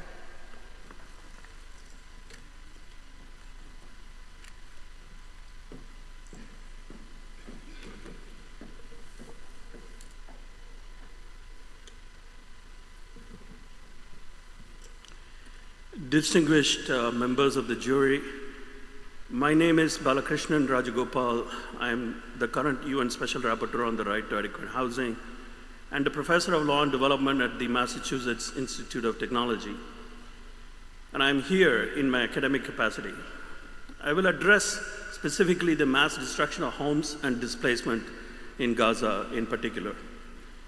As the so-called ceasefire in Gaza remains in tatters, hundreds of thousands of displaced people of Gaza are also returning to search for their homes, and almost in all cases finding only rubble. Northern Gaza in particular is decimated and resembles a moonscape that defies belief. Indeed, domicide, or the mass destruction of housing, residential buildings, homes, property, and civilian infrastructure needed for homes such as electricity and water, is in fact the most visible, recorded, and unique element of the war on Gaza since 2023. When such domicide is systematic and widespread and accompanied by genocidal intent, it constitutes war crimes, crimes against humanity, and genocide, most visibly seen in Gaza. The level of destruction in Gaza is more acute than even the worst examples in terms of scale and ferocity. Hiroshima, Nagasaki, Dresden, or Tokyo, all during World War II, or the bombing of Aleppo or Mariupol in recent times. The jury should be aware that more than 90% of all housing has been destroyed in Gaza, and Israel has dropped more than 200,000 tons of bombs on Gaza, which is more than the equivalent of 13 nuclear bombs dropped on Hiroshima. Almost all civilian infrastructure such as water, electricity, and sanitation, or services including schools, universities, and hospitals have been obliterated or damaged. Under international law, such infrastructure and services form part of the definition of adequate housing. Almost 94% of all hospitals, 95% of school buildings, and almost 89% of all water, sanitation, and hygiene infrastructure have been destroyed or damaged. The attacks have targeted tents, IDP and refugee camps, and religious and cultural sites. Almost all of the population of Gaza of 2.3 million have been displaced, half of them children, often multiple times from one place to another. More than 2 million people are homeless. More have been rendered homeless in a shorter time in Gaza than in any other conflict in recent memory. Despite this catastrophe in Gaza, massive destruction of housing is not condemned or criminalized on its own terms under international law. Homes are supposed to be qualified protected objects under international humanitarian law, but they can lose that status too easily if there is some link with the military objective, however far-fetched. Norms such as proportionality and necessity in international humanitarian law have not proved capable of preventing mass destruction of housing.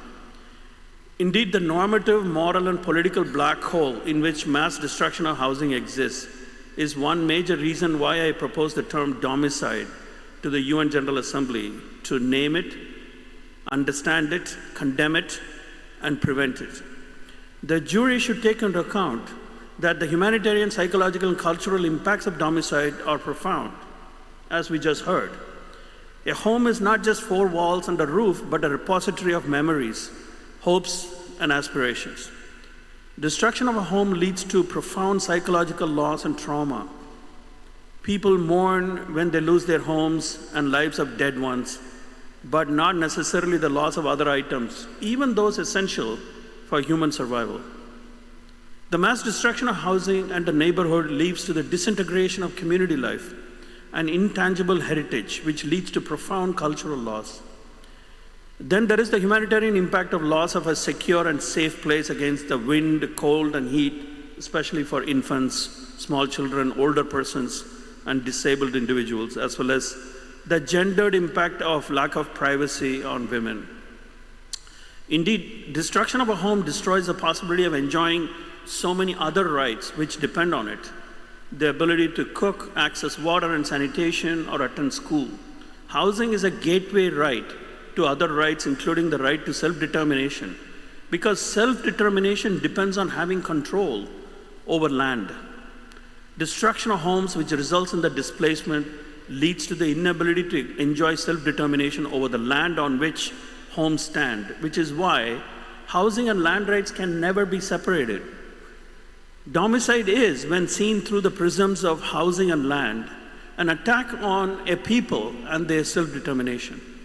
The Israeli occupation and annexation of Palestine, along with policies of apartheid, focus so much on control of land and housing for this reason. Ultimately, domicide, whether slow and incremental or rapid and genocidal, is the main tool of converting occupation to annexation. Yet the law and politics of domicide remain non-existent or underdeveloped, hidden in the blind spots of international law. Homes are allegedly protected objects under international humanitarian law, but are regularly bombed without limits. In fact, as the world urbanizes more, war has become more urban, targeting the built environment, as we have seen in Gaza, which was 77% urban before the outbreak of war in October 2023. Israel's use of artificial intelligence through systems such as Lavender, Gospel, and Where is Daddy, the IDF's systematic demolition of residential buildings using explosives, robots, and D9 Caterpillar bulldozers, and the overall pattern of mass bombardment of buildings, judging by its scale and ferocity, show that the destruction of residential buildings and civil infrastructure has been intentional, disproportionate, and unnecessary for any plausible military objective. Indeed, the pattern of destruction goes beyond Gaza and can be seen in the West Bank as well, for example, in the use of Caterpillar bulldozers. Despite these facts, there is little promise thus far that anyone would be prosecuted for such war crimes, although many countries do have laws to prosecute violations of war crimes on the basis of universal jurisdiction. Unfortunately, the record is bleak. There have been no convictions of anyone for mass destruction of housing and war crimes trials of the past. The definitions of crimes against humanity and genocide in the Rome Statute of the International Criminal Court do not include mass destruction of homes. South Africa has alleged before the International Court of Justice in its case against Israel that rendering the territory uninhabitable through massive destruction of homes and related civilian infrastructure actually constitutes genocide under the Genocide Convention. If that argument is upheld by the ICJ, it might offer a glimmer of hope that law is still relevant to control the inhumanity of domicide. I urge this tribunal to respectfully issue a finding that bolsters this line of argument. Under international law, Israel and the other states and private entities that committed or became complicit in domicide in Gaza through their supply of weapons, machinery, products, and expertise remain both accountable and responsible. Accountability is a language of legal and moral liability that usually attaches to individuals or private entities, while responsibility, especially state responsibility, is a well-established doctrine of international law. It is indeed a fundamental rule of established international law that states are responsible for their wrongful acts and must provide reparation to restore all rights. This will be a long struggle, and this tribunal is an important milestone in that quest. Indeed, the tribunal may want to consider how its ruling can influence a strengthening of the politics of solidarity, which must trump the politics of domination and subjugation, which remains operating systems of world order. As law strives to be a language of not just domination and power, but of legitimacy to establish its hegemony, alternative narratives of legitimacy are emerging and are possible, which can shape a law and politics of counter-hegemony. I urge the tribunal to approach its analysis and findings in that spirit. Finally, I urge the tribunal to consider the impact of domicide on immediate survival needs and longer-term rebuilding of Gaza. Despite the current ceasefire, immediate shelter needs of almost 2 million people loom large. This is complicated by two factors. First, winter is coming, and many vulnerable individuals, including infants, may perish as in the past 2 years unless there are enough tents and caravans to house them. However, as long as Israel controls the borders of Gaza, only a trickle of aid can come in, judging from past experience. After the failed ceasefire in early 2025, hardly any tents and caravans were allowed inside Gaza by Israel, although it had agreed to do so.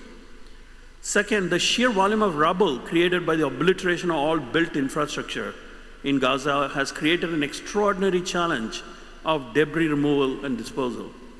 This debris remains contaminated and is mixed with unexploded munitions, thus rendering whole areas unsafe.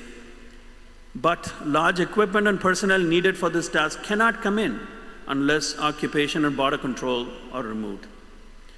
Longer-term rebuilding is even more complicated and is estimated to cost billions, the largest portion of which is for restoring and rebuilding adequate housing, according to available estimates. But the real challenge of rebuilding after such catastrophes is the level of trauma and social disarticulation, and not just how rapidly the physical structures can be rebuilt. That will remain an enormous challenge.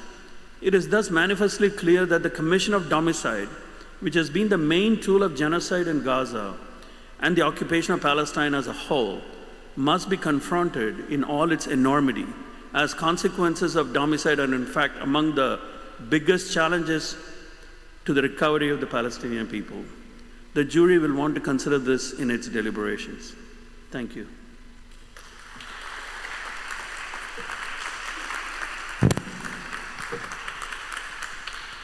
Thank you, Mr. Rajagopal. I would like to ask our team to play a video of a Mohammed.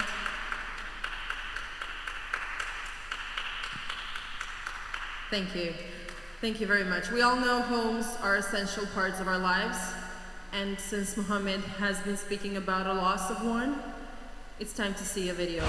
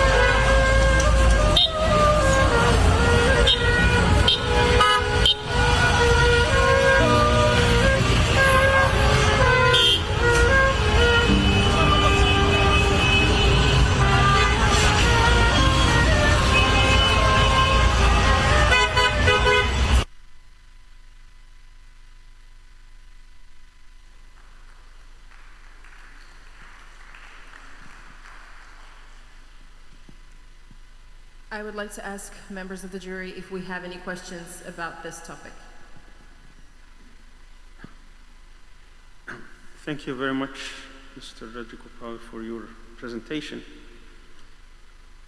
Usually, lots of people have made the comparison, the destruction of Gaza with Dresden and Hiroshima. You mentioned that what happened in Gaza was about 13 times the damage in Hiroshima. Hiroshima was just one incident. Dresden was over just 3 days with about less than 4 tons. And here we're talking about 50 times. I would appreciate it very much if we can be provided with a table that shows Gaza, Dresden, Hiroshima, the amount of destruction, the number of days.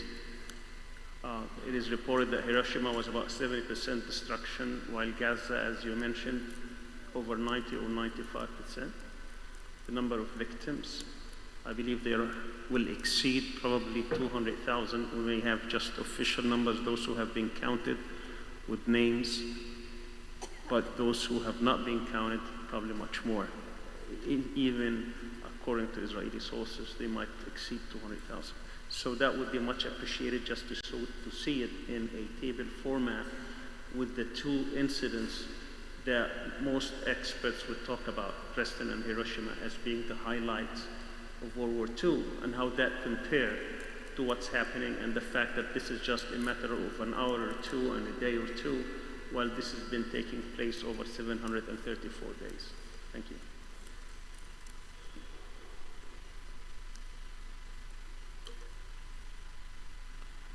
Of course, I can of course have that table prepared, and I'll be happy to supply that in the coming days.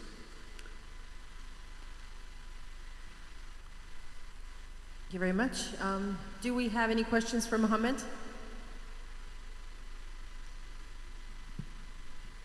Okay, I guess that would be an ending of this session. And considering that we still do have a lot to discuss, we will definitely be speaking about targeting of civilians and civilian infrastructure. That will be the next part of today's first session. So we will be discussing medical systems and discussing everything that has not been working in Gaza for the past 2 years, all those medical facilities that have been destroyed, and inability of Gazans to have an approach to medical conditions, to medications, and everything they need as an essence for healthy and possible survival of the genocide in Gaza. So Dr. Javid Abdul Manaim will be the first to talk, deliberate mass harm to civilians, destruction of the healthcare system, food as a weapon of war, bearing witness to genocide in Gaza. So we will be listening another witness testimony.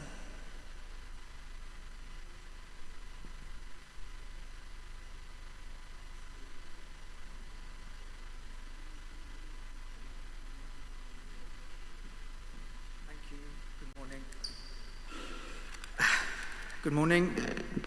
Let me set this up. Hello, everybody. Right. My name is Dr. Javid Abdul Munaim. I'm an emergency medicine physician and the Médecins Sans Frontières, Doctors Without Borders International President, MSF. I was in Gaza from the 6th of June to the 31st of July 2024 as a medical team leader. My account today relies on that experience as well as MSF's work throughout the last 2 years. MSF is an independent medical humanitarian organization. We deliver care to people affected by conflict, epidemics, and disasters, and we speak out about what we witness. We've worked in Palestine since 1988. In Gaza today, over 1,000 of my Palestinian colleagues and around 40 international staff support hospitals, clinics, and water provision. Distinguished jury of conscience, please consider that we bear witness to Israel's deliberate mass harm of civilians, use of food as a weapon of war, and destruction of the healthcare system as 3 key elements in its genocide in Gaza, which takes place in the historical context of the Israeli occupation, colonization, blockade, and forced displacement of Palestinians across the occupied Palestinian territories. We witnessed mass deliberate harm of civilians through killing and injury. During my time in Gaza, in the so-called safe humanitarian zone, Al-Mawasi, makeshift tents crowded to the shoreline, gunships fired on the coastline while drones, helicopters, and jets were constant overhead. Explosions shook our windows and smoke plumes rose across the north, middle, and south simultaneously. Over a span of just 9 days in July 2024, I worked through 4 mass casualty events in the emergency room of Nasser Hospital in Khan Yunis. 4 Israeli attacks resulted in 162 people killed and 568 injured, those figures just from one emergency room, the one in which I worked. 2 of those attacks were within this so-called humanitarian zone. One of those attacks employed a double tap, whereby the first responder medical teams who arrived on the scene were also struck. I treated those patients that day, many of them still in their ambulance and first responder uniforms. In the middle of one of those 4 mass casualties, I saw our MSF anesthetist in the emergency room instead of the operating theater. He explained his house had been destroyed and his daughters and nephews were in the ER somewhere. Later, we learned one of his nephews had been killed and another had suffered a spinal injury and paralysis. Within the next 5 days, my nurse colleague's son was killed, living in the middle area, and another nurse colleague living in Gaza City had 2 children killed and his third severely injured.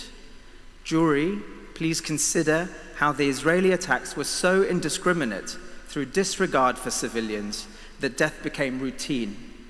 Nearly every day, our wards echoed with the cries of my healthcare colleagues who were told that their family members had just been killed in their homes or while playing outside. Please note one scene I experienced working in the red zone in the emergency room during a mass casualty, which captures a glimpse of the daily horrific reality in Gaza. A 3-year-old girl injured, looking straight at me. She's breathing and alert, but when I remove her dressing, her entire left thigh is peeled down to the bone. Next to her, a woman covered in dust, appearing stable, breathing, eyes open, no obvious bleeding, until I took down the dressing and a large piece of bowel emerged. I kneel over a boy, blood on my knee, in his early teens on the floor, no facial hair yet. He's dead, not breathing. A man, most of his lower leg mangled, a boy with his face almost entirely burnt, a woman whose entire back is burnt with shrapnel and melted clothing. A girl taking her last breaths alone. At least she had the dignity to be on a bed. These are just 7 of the 730 injured or killed in 9 days in one emergency room in which I worked a year ago, and the same violence has continued every week that there hasn't been a ceasefire. Members of the jury, I would also like you to consider that during my time in Gaza in June 2024, the Nusayrat hostage rescue produced catastrophic civilian casualties, something I witnessed with my own eyes. The disproportion between the 4 Israelis rescued and the nearly 980 Palestinians killed and wounded that day is an affront to humanity. The entire trauma system was overwhelmed from middle area to south. In our trauma unit in Nasser alone, we took in 19 patients transferred from Al-Aqsa Hospital. The last child admitted from that attack was discharged 42 days later from our ward.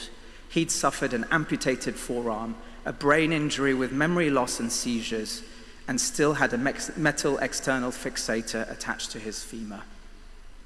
Less than 7 days after that attack, as I waited to cross the Netzarim corridor, I witnessed the murder of 2 fishermen on the beach. This was roughly 2 kilometers from the buffer zone. Each was killed with a single shot from behind as they ran away, one to the neck and one to the heart. Israeli authorities denied us permission to render first aid or retrieve the bodies. Their friends crept up the beach, retrieved the bodies, and carried them away, still clutching one of their fishing nets. 2, how Israeli authorities used food as a weapon of war. The deliberate use of food as a weapon in Gaza saw hunger reach unprecedented levels, with famine confirmed by the IPC in August 2025, as you've heard. This is not hunger, it's deliberate starvation. At the MSF clinic in Gaza City, in the north of the Strip, the number of people enrolled for malnutrition by the 2nd week of July had quadrupled in the previous month, while rates of severe malnutrition in children under 5 tripled in 2 weeks of July alone. In Gaza City, as of August the 9th, we had 1,599 people enrolled for outpatient malnutrition treatment. 42% of those children are under 5 years old, and over half are pregnant and breastfeeding women. A week-long survey at our clinics across Gaza this July showed a quarter of pregnant and breastfeeding women and children were malnourished.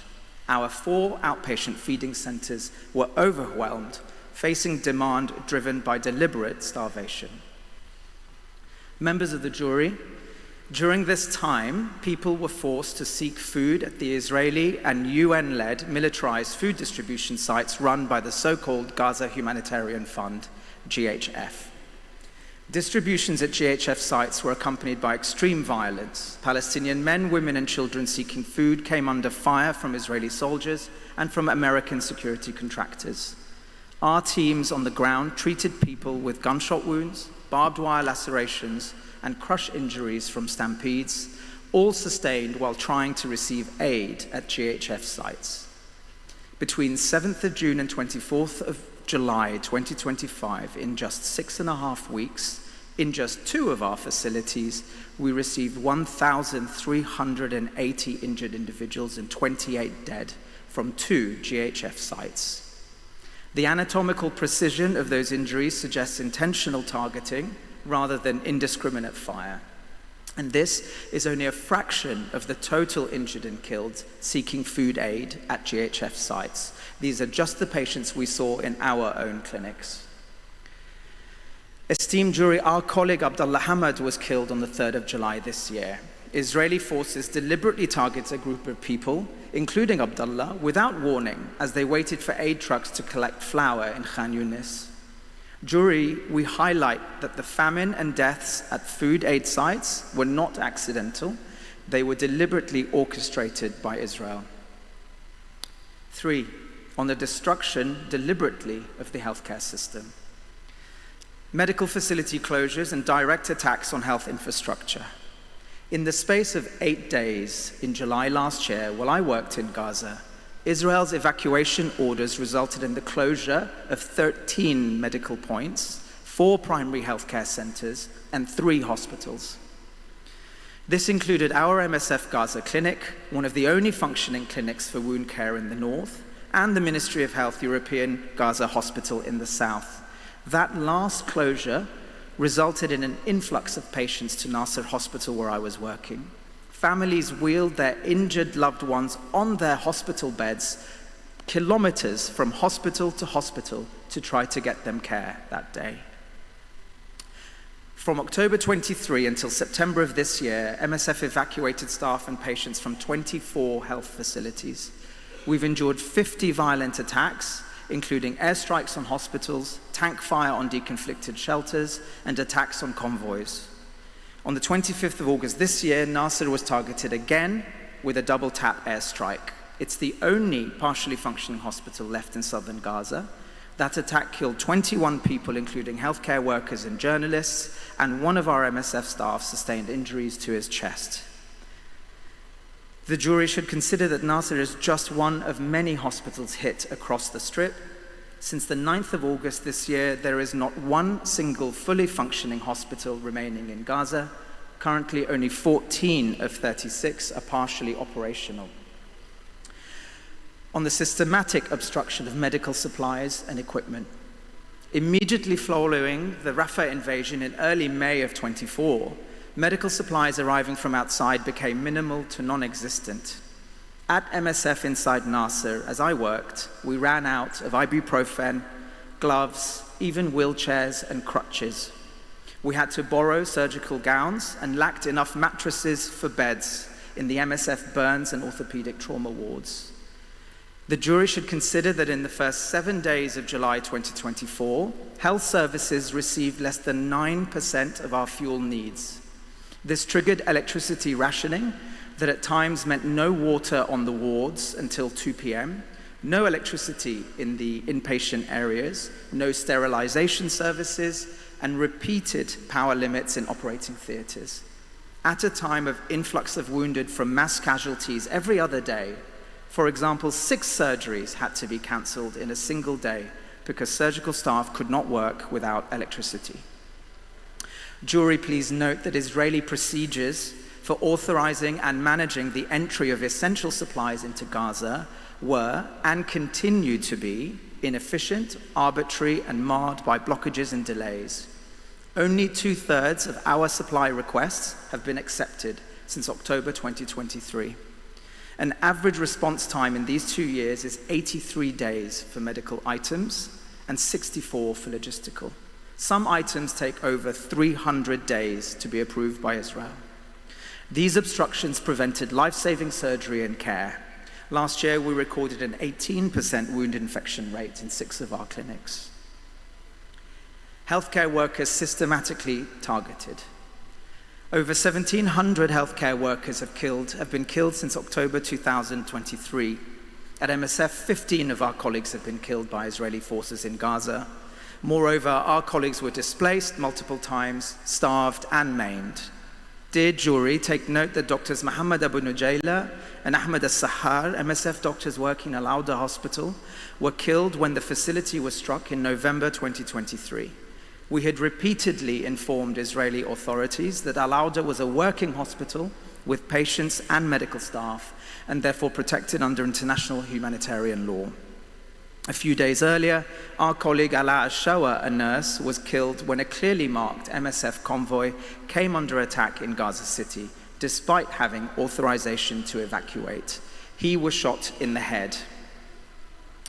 2 years of Israeli raids on hospitals have resulted in arbitrary detention, torture, and forced disappearance of health workers, including MSF staff.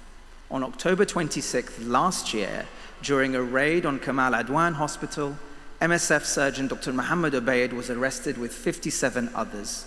To this day, he remains in an Israeli prison without charge, cut off from his family, and has lost significant weight. On the destruction of water and sanitation system.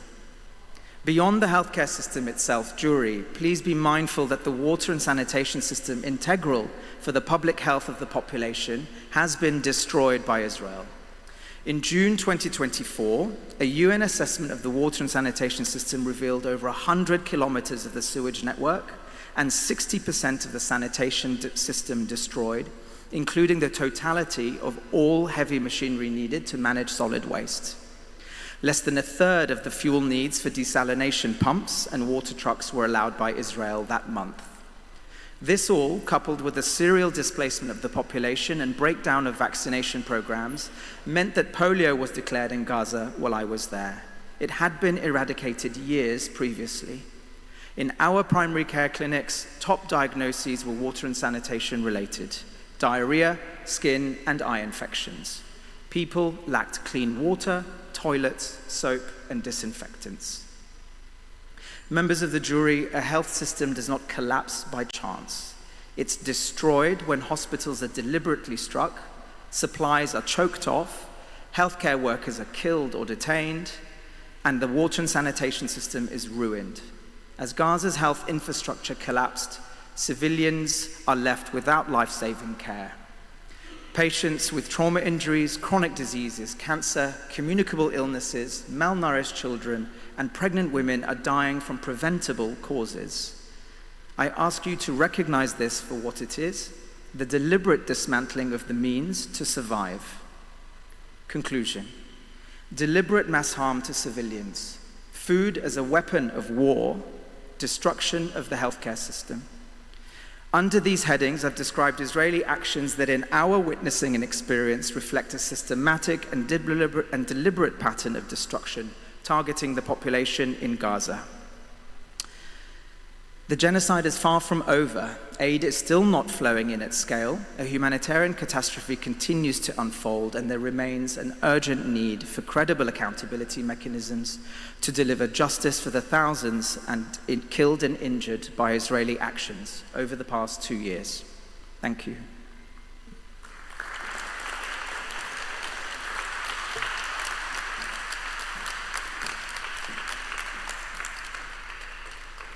Thank you, Can Dr. he stay? Javid. Excuse me, can he stay for some questions? Yes, when this part of the session is over, then we will have time to ask questions and open a discussion. And the next to speak is Dr. Taner Kamachi. And Dr. Kamachi will be speaking in Turkish. So I would like to ask jury to put their headphones that our team will bring in a minute so you could understand everything the doctor is saying. And when it comes to questions, I would like to ask doctor to put the headset on when the jury asks the question so you could answer. So Dr. Kamachi, please welcome, and your subject is traces of genocide in Gaza's health system.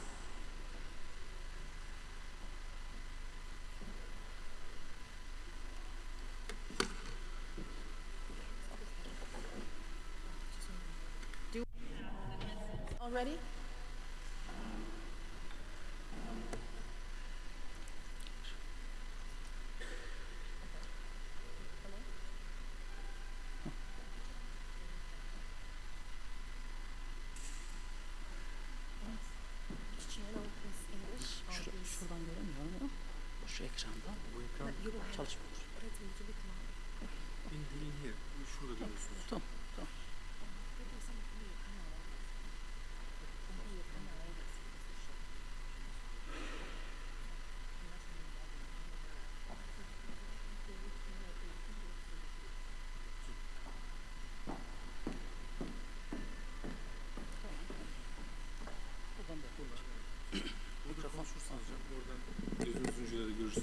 Ortada durursanız kamera sizi daha güzel çeker. Tamam.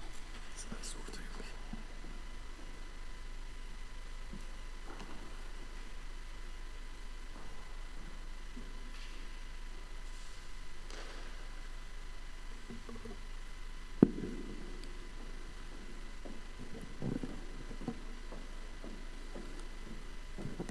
Herkese selamlar. Greetings, everyone. Esteemed jury, my name is Taner Kamacı. I'm a doctor focusing on children. I was in Gaza for 15 days, working as a doctor on the field, treating the wounded. And I've seen Israel's trace, the crimes, the traces of crimes and genocide. And I'm here to share my findings.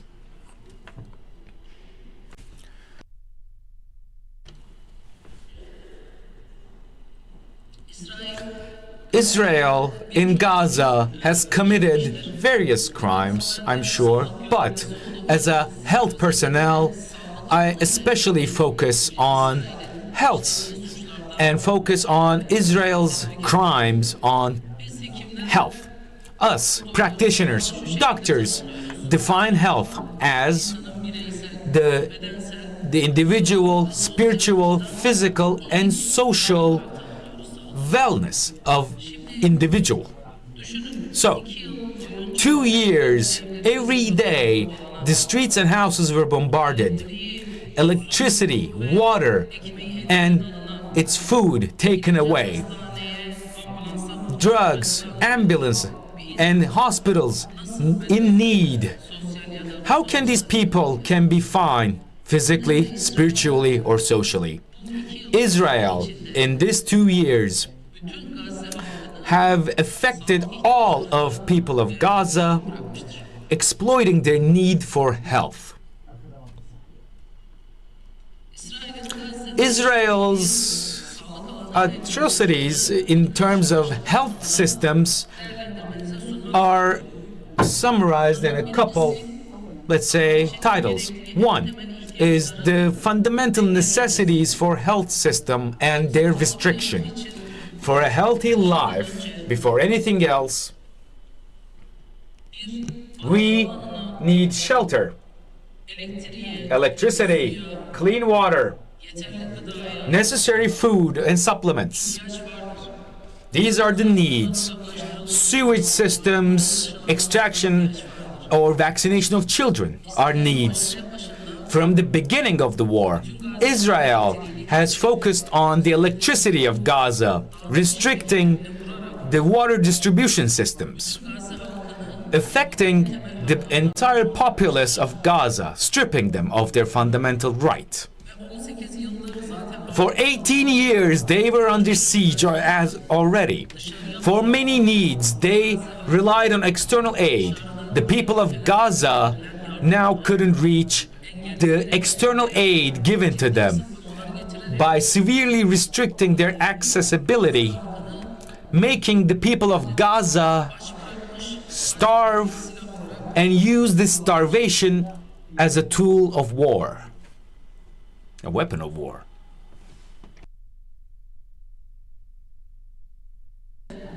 In 2 years, 154 children and total of 460 people died from malnutrition alone.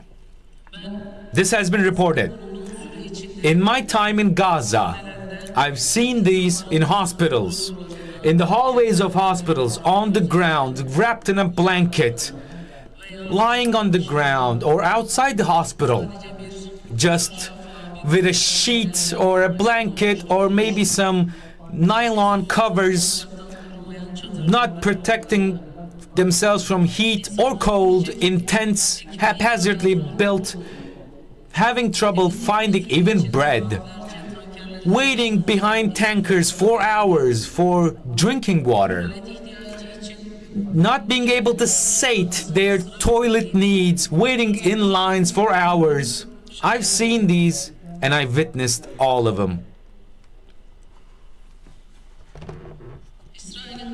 Israel's actions and atrocities in Gaza include the bombardment of health institutions. Based on the Gaza statistics from the Ministry of Health, before October 7th, they had 38 hospitals and more than 100 smaller institutions for health. But in 2 years, the 34 of the 38 hospitals are partially or completely bombarded, rendering them useless.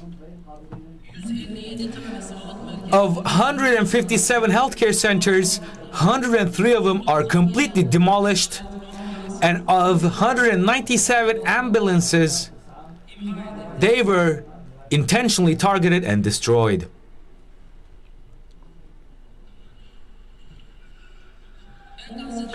In my time in Gaza, I was in South Gaza, and actively I've been working on treatable surgical theaters. Only 2 hospitals were there. I was in Gaza European Hospital. Aqsa Martyrs Hospitals was the other hospital. The south of Gaza, all their emergencies and the wounded were only in these 2 hospitals. And these people and all these emergencies only on 2 hospitals, resulting in what you see on the videos here.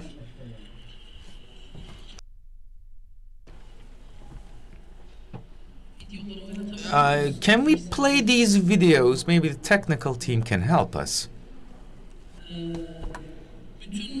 All the wounded and the emergency treatments only could be treated in 2 hospitals.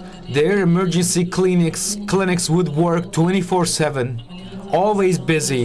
Surgical theaters were working constantly on treatment of patients. Sometimes emergency surgery patients had to wait in line for hours.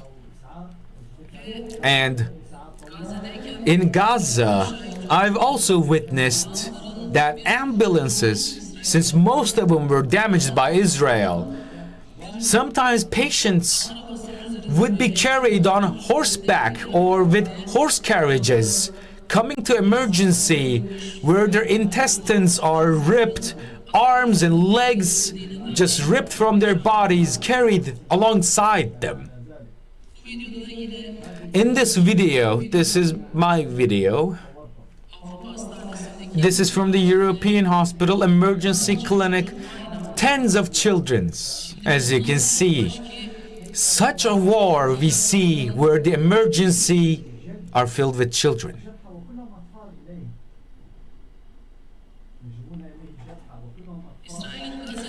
Israel's targeted strikes against healthcare systems. The third title, I'd say, would be the actions against healthcare workers, martyrdom, imprisonment, and murders. Based on the Gaza Ministry of Health, from October 7th to this day, 1,722 personnel were martyred by Israel. 362 personnel were imprisoned or captured, and most of them are not heard of ever since. Israel's another atrocity, a crime, is restricting access of medical supplies and equipment into Gaza. On one hand, they restrict pharmaceuticals and equipment entries to Gaza, and at the same time, they focus on the pharmaceutical storage internal in Gaza. One example is the main warehouse of Gaza, Han Yanus in Nasr Hospital, featuring the warehouse of the pharmaceutical and medicine. And once the hospital were captured, the first thing done was to destroy the warehouse. 2 years of such process, 4,000 children and 15,000 people in total have lost limbs. And among them, hundreds of them were children. Anesthesis could not be found. Anesthesis could not be done in procedures. So amputations had to be done while they were conscious. Many women without anesthesia by C-section had to give birth. Necessary antibiotics and painkillers could not be supplemented, so many surgeries had to be carried out in theaters with pain, and their wounds later sadly got infected. Simple antibiotics could have prevented all of these, and most children, patients, since I especially focus on children's treatment as a doctor myself, a basic infection, children could not come to doctors, or come to doctors but cannot receive treatment. So many complicated lung infections resulted from this. I was in the children's ward in the European hospital. I've seen many entubed children because of this. And I asked why all these children are all entubed. And they said they came with flu or such. Simple antibiotics could have resolved this, but we don't have those. So their lungs get infected. With such infected lungs, they get complicated, and we have to extract those with such tubes. 2 of those children had completely collapsed their lungs, and they had to be treated in surgery. And I did that. Lack of simple antibiotics caused so much suffering and surgeries for children alone. In my time in Gaza, have treated hundreds of kids, many surgeries too, and sadly lost one such patient. This, what you see on the screen, is my day 1 and my first surgery. A 15-year-old boy playing on the street got struck by an Israeli sniper from the hip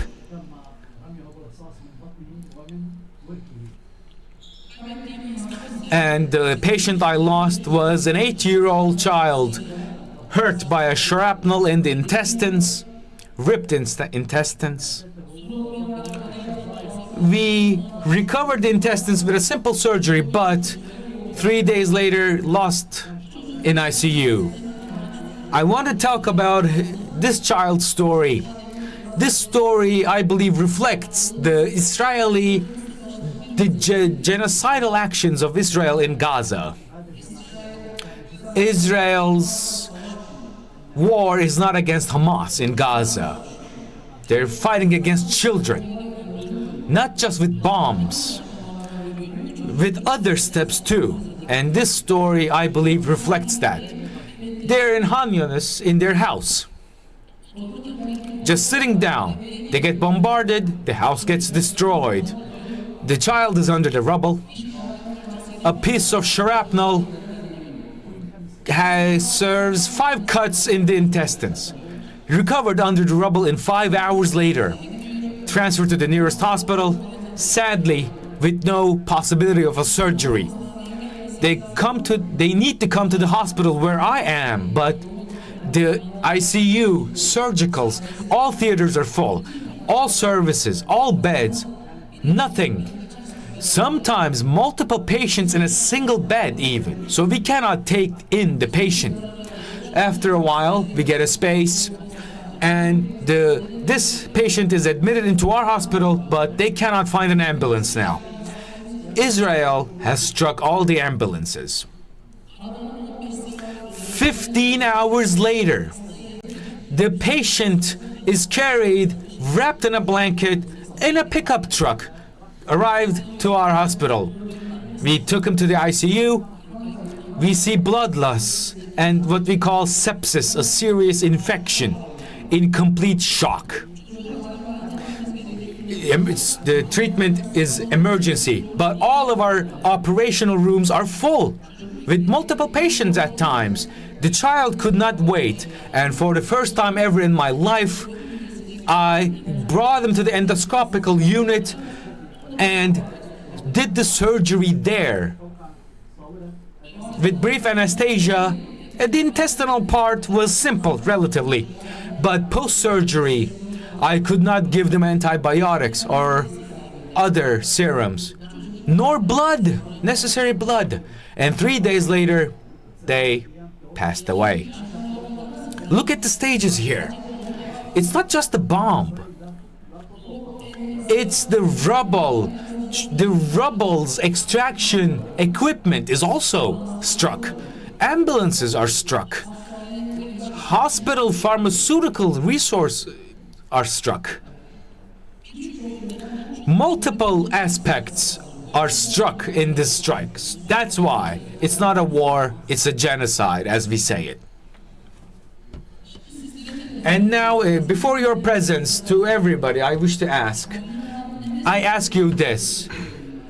What kid deserves this across the globe? Please look at this picture. This is the result of an Israel's bomb. It got ripped into two, had to one side the body, to torso to other side. And a journalist shoots this Elisal Sharif and serves this to the world. And Israel bombs that journalist too a couple of months later. So we are trying to declare the genocide of Israel to the world, but their prime minister goes to the world and says that we will be taking revenge from all who speak against Israel. What is this in the legal language?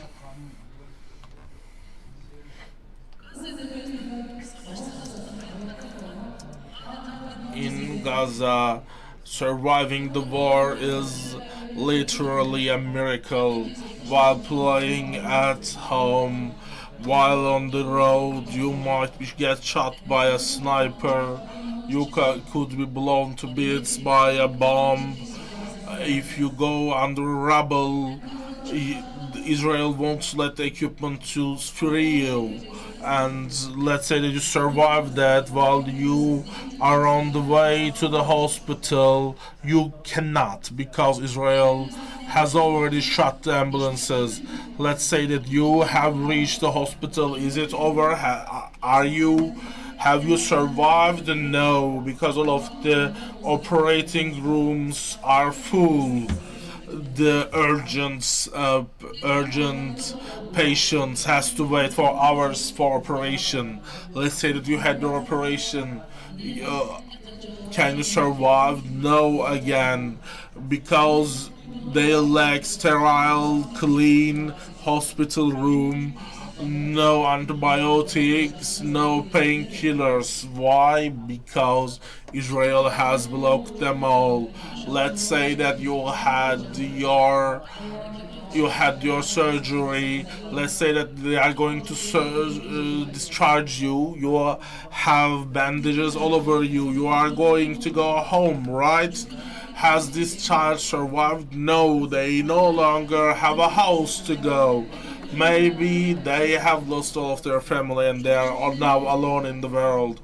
Where could they go? Where could these children go with all of the fixator, bandages, etc.? Maybe, just maybe, if they have surviving relatives, they could take this child in, and they have to build a tent with scraps, but this tent doesn't have electricity, that tent doesn't have food, and this child is going to wait in line for hours for food, wait hours for water, wait for bathroom, hours and hours at end.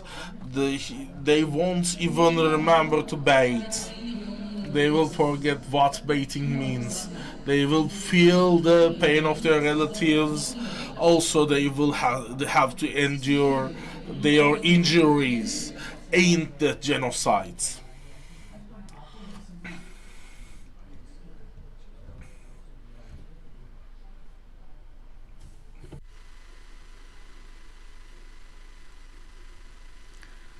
İnsan hakları evrensel beyannameler. According to the Declaration of the Human Rights, Universal Declaration, all persons has to have a place to live, vaccination, education, health, clean water, enough food. And we have been saying that for years now. They have violated the Universal Human Rights Agreement per the international law. Even in war, the healthcare employees, schools, places of worships, journalists, journaling offices, they are sacred and they cannot be intervened with even at war. But since the 7th of October 2023, Israel has been attacking them. Israel has been killing hundreds of journalists, hundreds of healthcare workers. They have bombed schools and hospitals. And we have been saying this. Whole world saw this. Everyone is a witness. And normally wars are between two armies, but Israel killed minimum of 20,000 children. They killed about 4 or 5 times civilians compared to the soldiers they have fought. So in summary, Israel since the 7th of October 2023,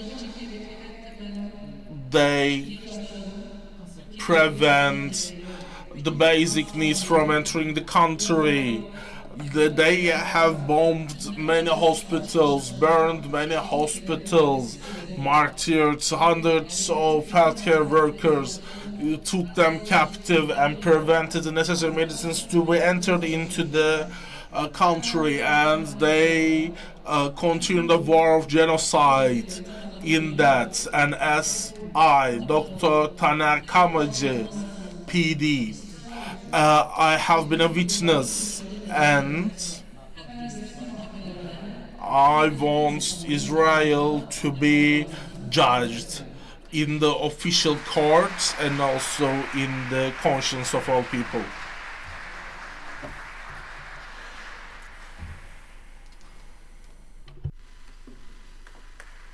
Teşekkür ederim.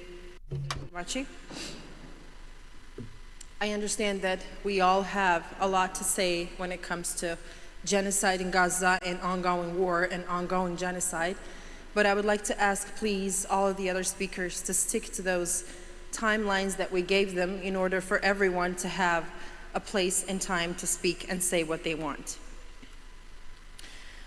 So, evidence for the systematic Israeli attacks on Palestinian healthcare personnel and the destruction of preconditions of public health and for public health is our next topic, and the speaker is Dr. Mads Gilbert.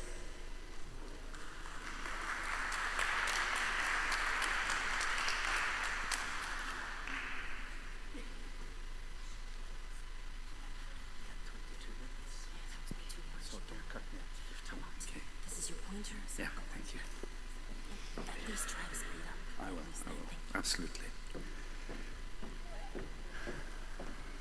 Can I have the first slide, please? Assalamu alaikum. Good morning, everyone. Respected jury, thank you so much for the invitation and the honor to be a witness here. My only justification to stand here in front of you today is to amplify the Palestinian voices and to support and to extend on their experiences. I start by paying tribute to 3 of my dear colleagues in Gaza because within all these numbers we have, Palestinians are of course not numbers, but humans with families just like us. The late Dr. Haitem and Dr. Samera, who were brutally murdered with their 5 children on December 16, 2023, and my dear medical student and later very clever medical doctor, Dr. Maysara Al-Rayes, who was killed on the November 5th, together with his complete family in Gaza City. We should remember all of the 1,700 plus healthcare workers who have been killed brutally by the Israelis, and all the other more than 80,000 killed. And the killing goes on as we are speaking. I also want to pay tribute to the brave colleagues, the Palestinian medical students, the paramedics, the nurses, the doctors, and all the others needed for a healthcare system, who are, as we are speaking, doing their heroic work to serve their people under the most difficult circumstances, like Dr. Atef Al-Hot here, the medical director of Nasser Hospital, confronting the Israeli invading armed forces into his hospital. I want to try to give you a testimony on the systematics of the Israeli attacks on healthcare, not just for the last 2 years, and the systematics in the Israeli destruction of the preconditions for public health, because this has been going on as a modus operandi from the Israeli settler colonial politicians and their army for more than 40 years. And I think I would like to quote one of my good colleagues, the previous Deputy Minister of Health, who said that the most important health issue in Palestine is the occupation. And as medical professionals, we need always to seek the root cause for ill health. And I totally subscribe to the fact that in Palestine, the root cause of ill health is the Israeli occupation, and unless that is dealt with, there will continue to be ill health. And being doctors going there only to soak the blood from the floor, we will become part of the problem if we don't stop the bleeding. The Palestinian healthcare workers are experts in improvising and finding solutions. In fact, the world experts. They should teach us. They carry the weight of healthcare in occupied Palestine, both Gaza and the West Bank, and they are the key witnesses. That's my position. And I will share with you some of my own experiences through the 42 years that I have been working as a medical doctor, anesthesiologist and emergency doctor with the Palestinians. So as a scientist, I want to share my sources with you and what is the basis for what I call evidence-based solidarity. Number one, my local contacts, the families, the patients in Gaza and in the West Bank that I have been dealing with. And of course my own clinical experiences. The Minister of Health in Gaza, the UN bodies that are providing regular reports, the critical media, and of course peer-reviewed evidence-based research and science. So I'd like to point to the fact that throughout the 2 last years we've had weekly updated reports on any number that could be gathered in Gaza through the, in particular, UN OCHA's reports, the weekly reports, and all the reports, validated reports on the attacks on the healthcare system. And in addition, the science. There has been a large body of peer-reviewed science published through the last 2 years, and I'd be happy to provide the jury with an updated list of references. So the most important source of knowledge, I think, is this UN OCHA weekly report, and they have produced nothing less than 328 such reports since the 7th of October. And if you look at this graph, you can see the 2 graphs indicating the number of killed and injured. These 2 graphs, and this is from October 15, so it's a very updated one. Then there was a study that was published in January this year in The Lancet, showing that when you critically review the numbers produced the first 12 months after October 7th, there is actually a 41% underreporting of the numbers, 41%. So if you take the number in this report, the last one, and you multiply by 1.41, the actual number of killed is not 67,000 plus, but 95,000 plus. And if you add to that the 10 to 20,000 lost or buried or missing in the rubble of the bombed buildings, we have surpassed 100,000 killed in Palestine, in Gaza. And don't forget that 3 out of 4 are women and children, and between 80 and 90% are civilians. So those are the rude numbers, the crude numbers.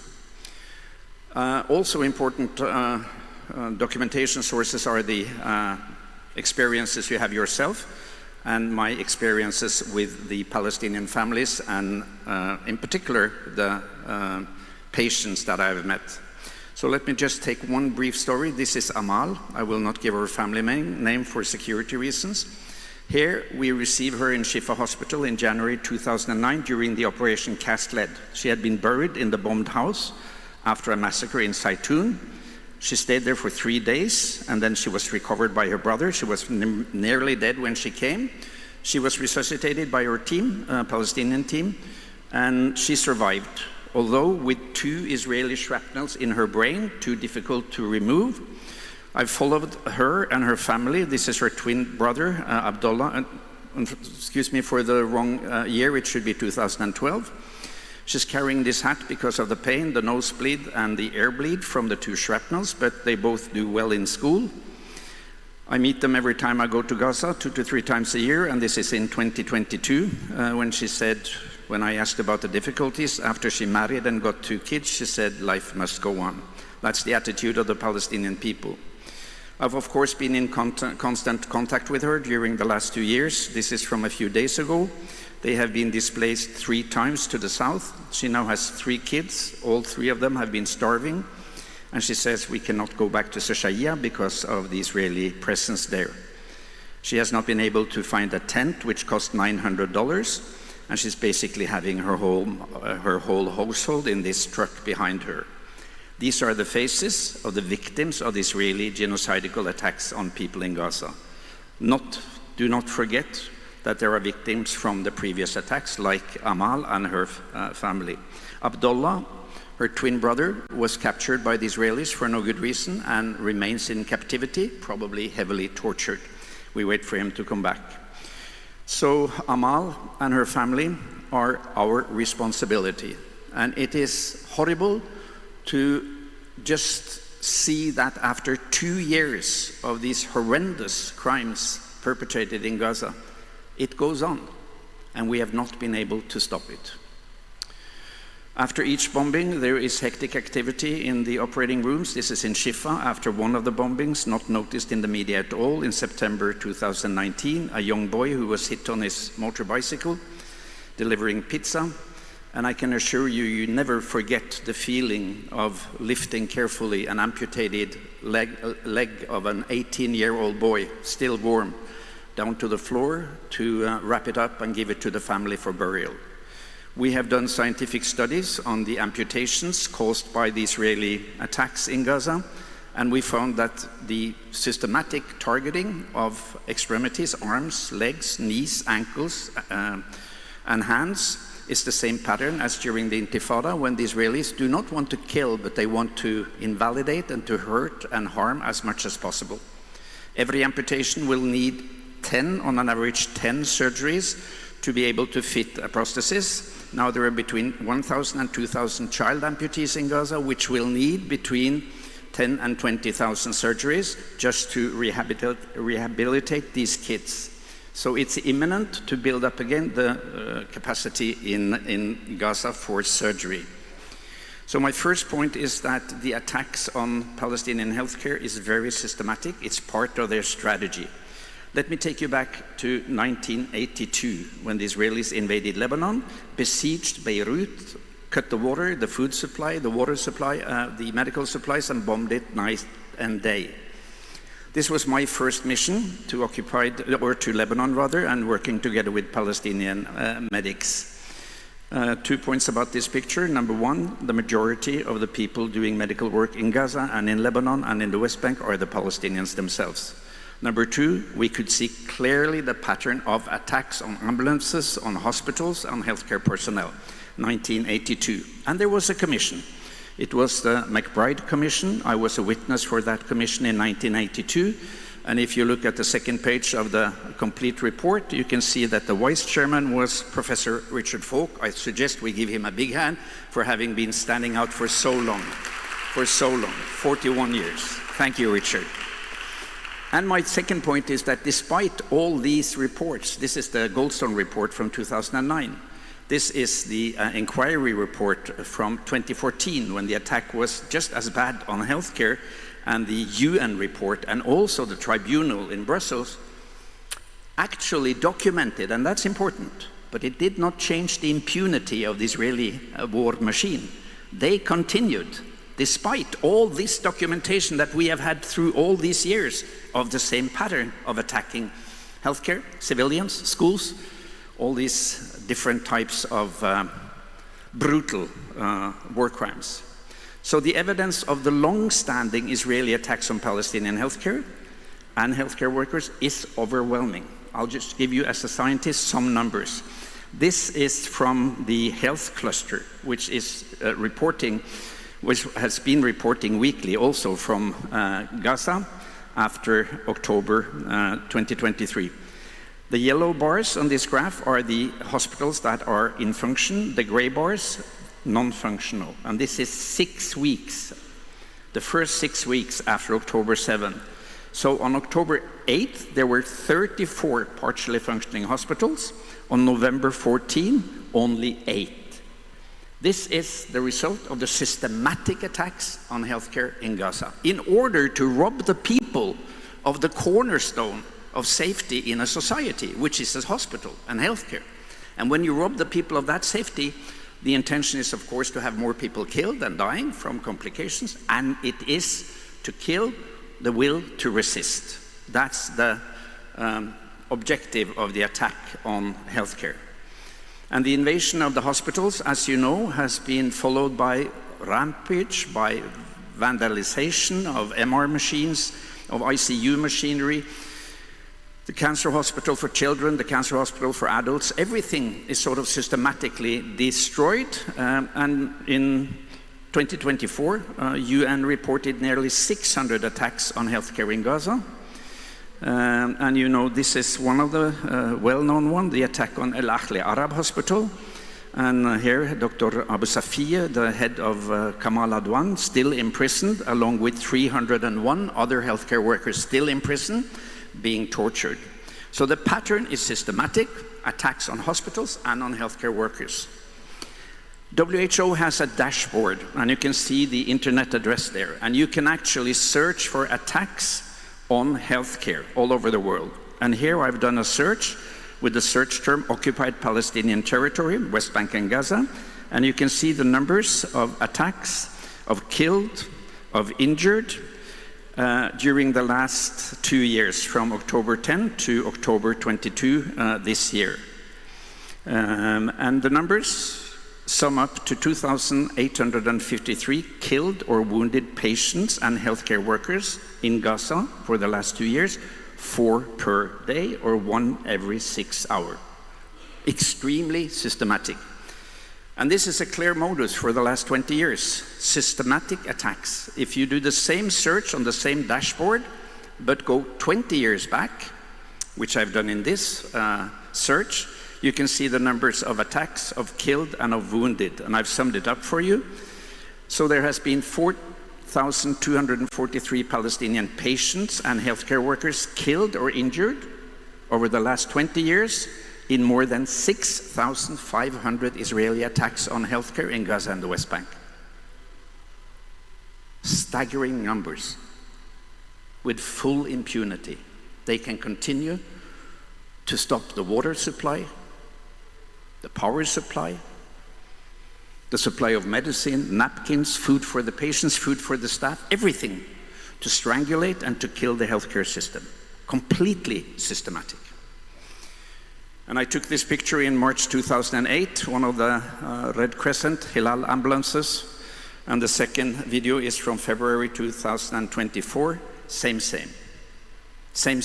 They attack the ambulances, they kill the ambulance paramedics without any mercy, despite the fact that they are marked, uniformed, all according to international law. They are allowed to continue these attacks on the core part of the life-saving system in the society. And of course, we all remember, or we should remember, the numbers. At least 2,415 life-saving personnel, that is ambulance personnel, civil defense, medical staff, have been killed over the last 2 years. And you remember this massacre, which happened March of this year, when they actually executed 15 paramedics, and then it all went silent. Nobody has been accused, nobody has been taken to prison, nobody has been arrested. No names are attached to this heinous crime against humanity. Second point, before I conclude, the Israeli destruction of the preconditions, the fundaments for public health in Gaza. This is a habitat, this is a refugee camp, and these are the 7 key determinants for good public health and longevity. First and foremost, it is water, food, and security. Then housing, work, education, and then comes the healthcare. If you don't have these first 6 provisions in place, you cannot obtain longevity and public health. So what are the Israelis doing? They're attacking the water supply, the food supply, they're destroying the shelter and the hygiene of the people, no soap, no water, no toilet, no showers. They are completely destroying the human security and healthcare. But healthcare attacks is only part of this dynamic circle of undermining the foundations of public health. And you see some of the consequences. The net effect is an incredible increase in mortality and morbidity, all of it avoidable. And we don't know the number of war injured who have been dying from avoidable complications due to infections, due to bleeding, and due to all other sorts of complications that we know well as medical doctors.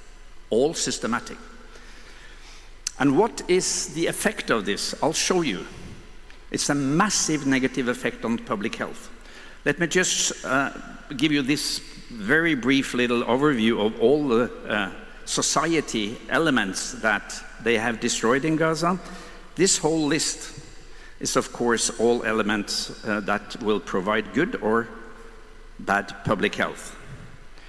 So Dr. Youssef Aburish, who happens to be the Minister of Health in Gaza, a good friend, pediatrician, a brilliant leader, has been the staunch leader of healthcare in Gaza for the last 2 years. He told me in November 2023, look, Dr. Matz, it's not the bombing which is the most important. It is the triangle of death, which is starvation, dehydration, lack of water, and diseases, untreated diseases, like cancer, like diabetes, like psychiatric disorders, like neonatal problems, like, you know, the problems connected to delivery, not having a system that could treat it. And if we then add to that half of the population is very young, below 18, very vulnerable, you have a system of genocide that is using these scientific elements of knowledge, what creates health, to destroy health. And it shows in the numbers. And I think I want to quote Edward Said, who said in 2002, in fact, I cannot think of any other country on earth that in full view of nightly television audiences has performed such miracles of detailed sadism against an entire society and gotten away with it. 2 minutes, I'm done. Because much of this is so sadistic, it has nothing to do with military control. So life expectancy in Gaza, let's just have a brief look. These are data from 2022, the year before the attack, 7th of October. Look here, life expectancy in Palestine was 9 years shorter than in Israel. 9 years shorter. A mathematical expression of medical apartheid and the apartheid system. If you look at infant mortality, under 5 mortality, and more devastatingly, maternal mortality, you see the fraction 4 times, 3.5 times, and 9 times higher in Palestine than in Israel. But you noted 74.5 years. So what is life expectancy now, after the attack? There was another study published in January this year, very sophisticated study, peer-reviewed in The Lancet.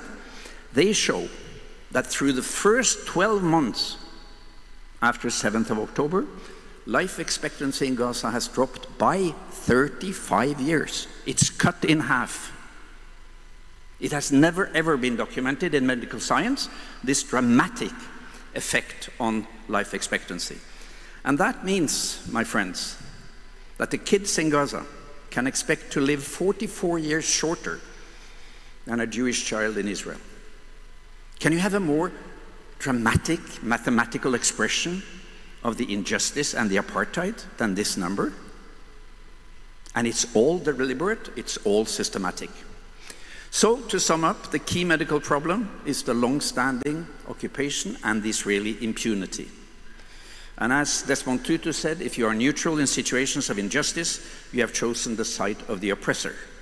And I'd like to add this last, a few weeks ago, front page in the Lancet, which says that most of the medical and surgical societies have kept shut through the last 2 years, and staying silent while pretending to be neutral is in fact a form of complicity. I'm ashamed of the medical societies in the Western world who have kept shut through these 2 years and not for a single time condemned, protested, or asked their governments to take action against Israel in Gaza. We will never forget, and we will never forgive. But we will continue our work. The Gaza Tribunal has produced very important new insight, but the fundamental problem, the root cause remains, and that is the Israeli occupation, the Israeli settler colonial apartheid project, and the Israeli impunity. So what do we do now, my friends? I know for sure that what I will do is to continue advocacy, support our Palestinian brothers and sisters. I will support the resistance and also the Palestinian armed resistance, which is just as legal as the Ukrainian armed resistance against Russia. And I will say to all of you, to resist is to exist, and let us pay tribute to our brothers and sisters in Palestine. Shukran jazilan.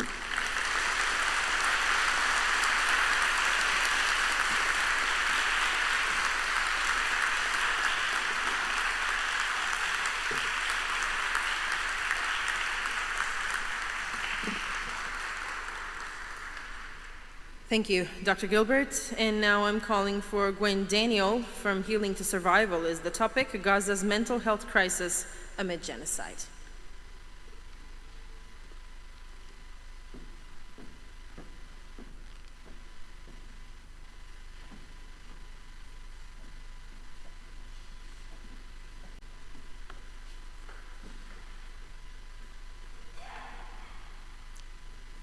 Thank you, distinguished jury panel, for allowing me to speak about this really important topic.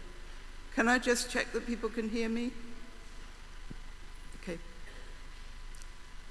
So my name is Gwen Daniel, and I'm a systemic family psychotherapist who lives in the UK and who has worked for many years, okay, thank you, with colleagues in Gaza. How do we understand mental health in the context of a genocide, an ongoing genocide? One of the criteria for genocide is causing serious bodily and mental harm to members of the group. The mental harm is one that we all know about. It radiates out of the epicenter of murder and destruction, but it sometimes receives less attention, even though every single witness here bears testimony to the suffering and the extremes that people are subjected to.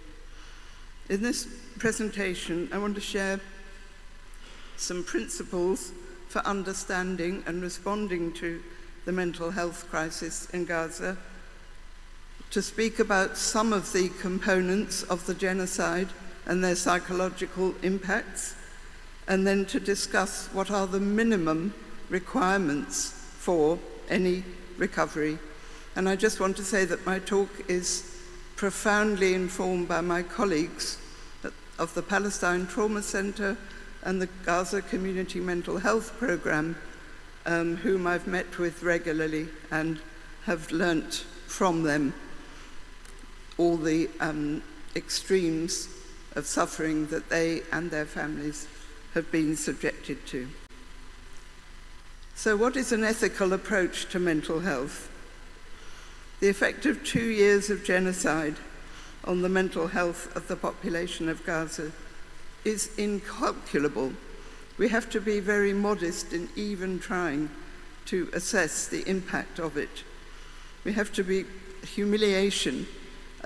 Humility is a really important part of how we think about the extremes of suffering. As my Palestinian colleagues always comment, there is no post-trauma. Trauma is continuous and ongoing and has been for generations.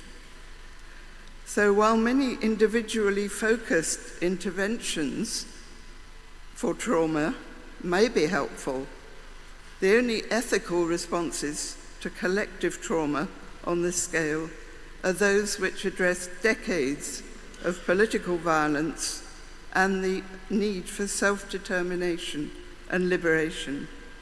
And that means supporting interventions which embrace activism and modes of resistance. It means speaking about impacts, but it also means speaking about responses. And it means supporting those mental health practitioners already operating in Gaza, have been operating throughout the course of the genocide. Mental health workers have been continuing to work with children, families, in the same way that the doctors of Gaza have never given up on their duties. It means foregrounding the cultural norms, the collective values and the aspirations of Palestinians themselves, and being extremely wary of Western models of therapeutic intervention developed in those very countries that are complicit in the genocide. As mental health practitioners, we endorse the principles of the Gaza Solidarity Health Declaration, which many physicians here have signed, and which apply to medical as well as physical illness. So, just to say a couple of things about the traumatic impact of 2 years of virtually continuous bombardment, killing, mutilation, overkilling, as many of my colleagues have described it, of living in a death zone, of the feelings of numbness, shock, people describing feeling they are already dead or longing to be among the dead. No time to grieve because survival and protection of the living is paramount. So grief can remain frozen. Unfreezing, expressing all the grief and pain of loss, is something that can only be determined by the people affected. It cannot be determined by outside professionals. The destruction of the infrastructure, the laying waste to homes, hospitals, schools, and mosques, does not only constitute physical destruction, it aims at the heart and soul of the community, its collective consciousness and its systems of mutual support. This has profound impacts on mental health, as indeed it is intended to. Just as religious institutions nourish collective spiritual consciousness, schools and universities nourish hopes and dreams for the future. Their destruction deliberately acts to crush such hopes. But recovery from trauma crucially requires the recovery of the sense of a future. Mass displacement. It is much, much more than being forced to move multiple times. It is a reactivation of the trauma of the Nakba. It means living in a traumatic past, a traumatic present, and the anticipation of a traumatic future. It means the shattering of attachments, profound attachments, to homes, belongings, and neighborhood. It involves the separation of families, either through displacement within Gaza or families who have left and have had to leave beloved family members behind. And the constant forced displacement does another thing which depletes any sense of acting with agency. It leads to a profound sense of powerlessness. People cannot even take control, as in any other war zone, by leaving, because they are not allowed to leave.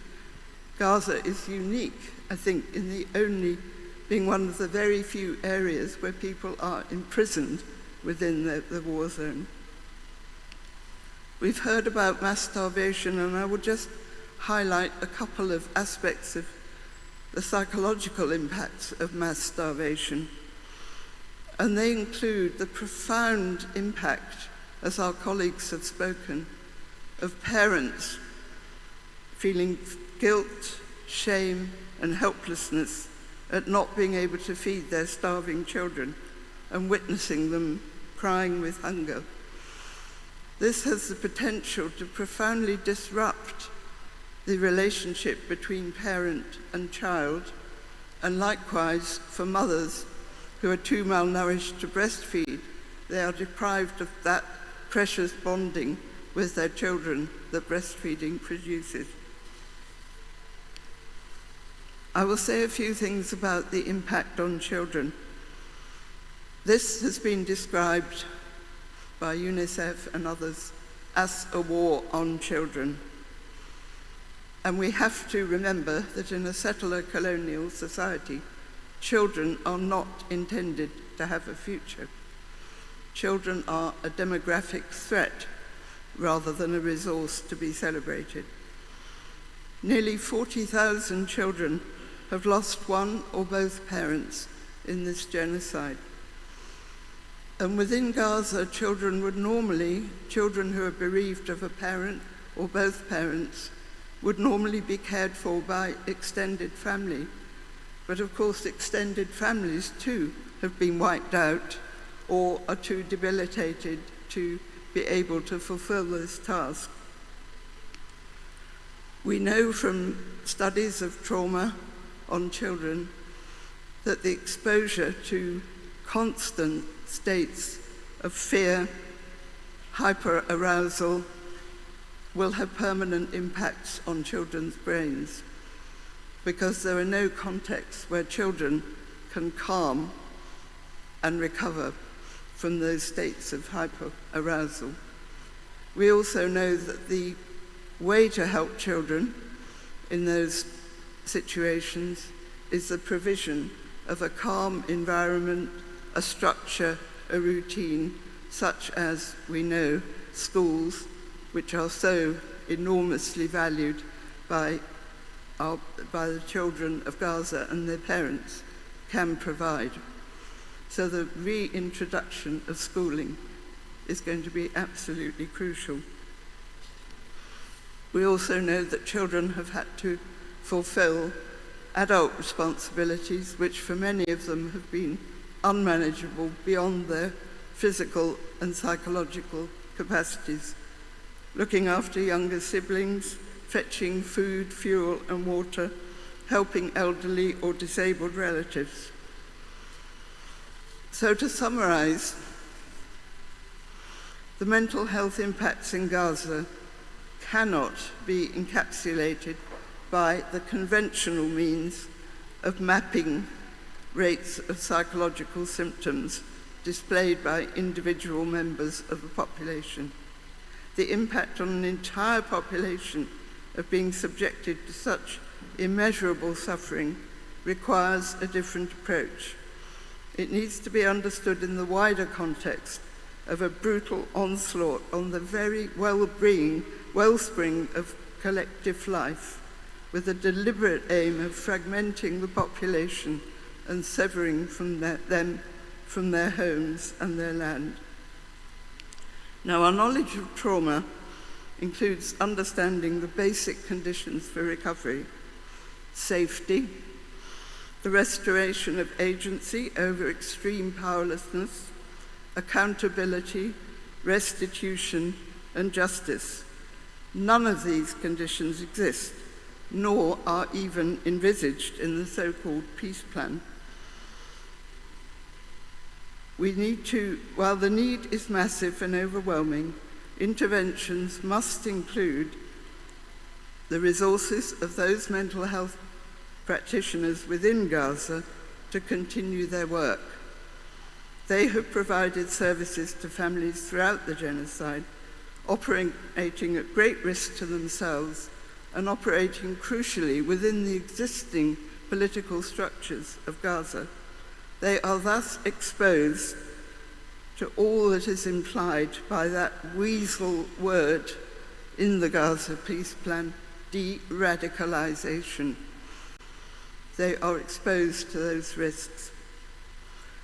As the latest Gaza Community Mental Health Programme report concludes, Gaza, despite the pain, continues to pulse with life, and the Gaza Community Health Programme will remain a witness and a steadfast advocate to ensure that hope endures.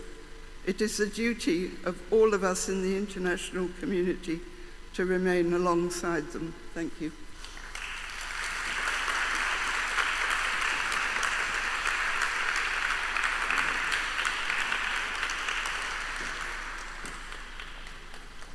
Thank you, Dr. Zanio. Now I'm opening space for questions and answers. And before we start, I would like to please kindly ask for our speakers to be really sharp and short because we are kind of tight with time. Yes. Okay. Right, thank you.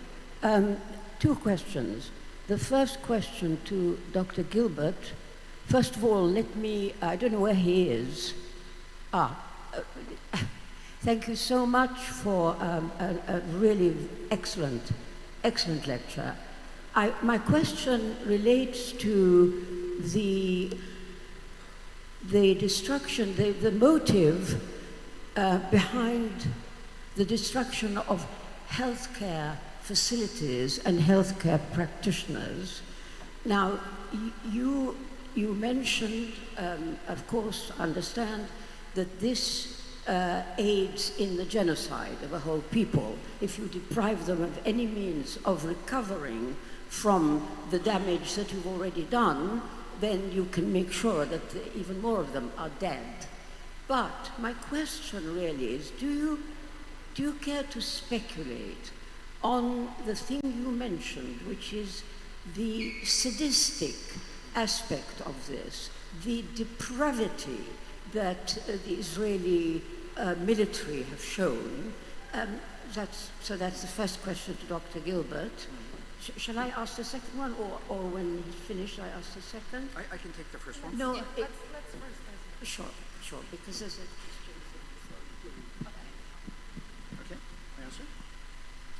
Thank you so much for the question. It was, if I could elaborate on the sadism in the attacks on healthcare. Yes, I can. It's very easy. We know from the control posts controlling the influx of humanitarian aid to Gaza. By the way, humanitarian aid is non-negotiable. It's part of human rights. It's been used in Gaza as a negotiation card, which is by itself horrible. But we know from these people who have been exposed to the Israeli control by Kogat, which is the force, the part of the Israeli forces in control of the fence, it's not a border, the fence around Gaza. They systematically took out very critical drugs, antibiotics, third generation, which you need for the complicated wound infections in Gaza. I'm sure my colleague from Doctors Without Borders can contest to that. They took out anesthetics. You all heard about amputations being done without anesthetics. I'd like to underscore that my colleagues in Gaza, they are just as ethical as my colleagues in the University Hospital in Norway. We don't perform major surgery without anesthesia, full stop.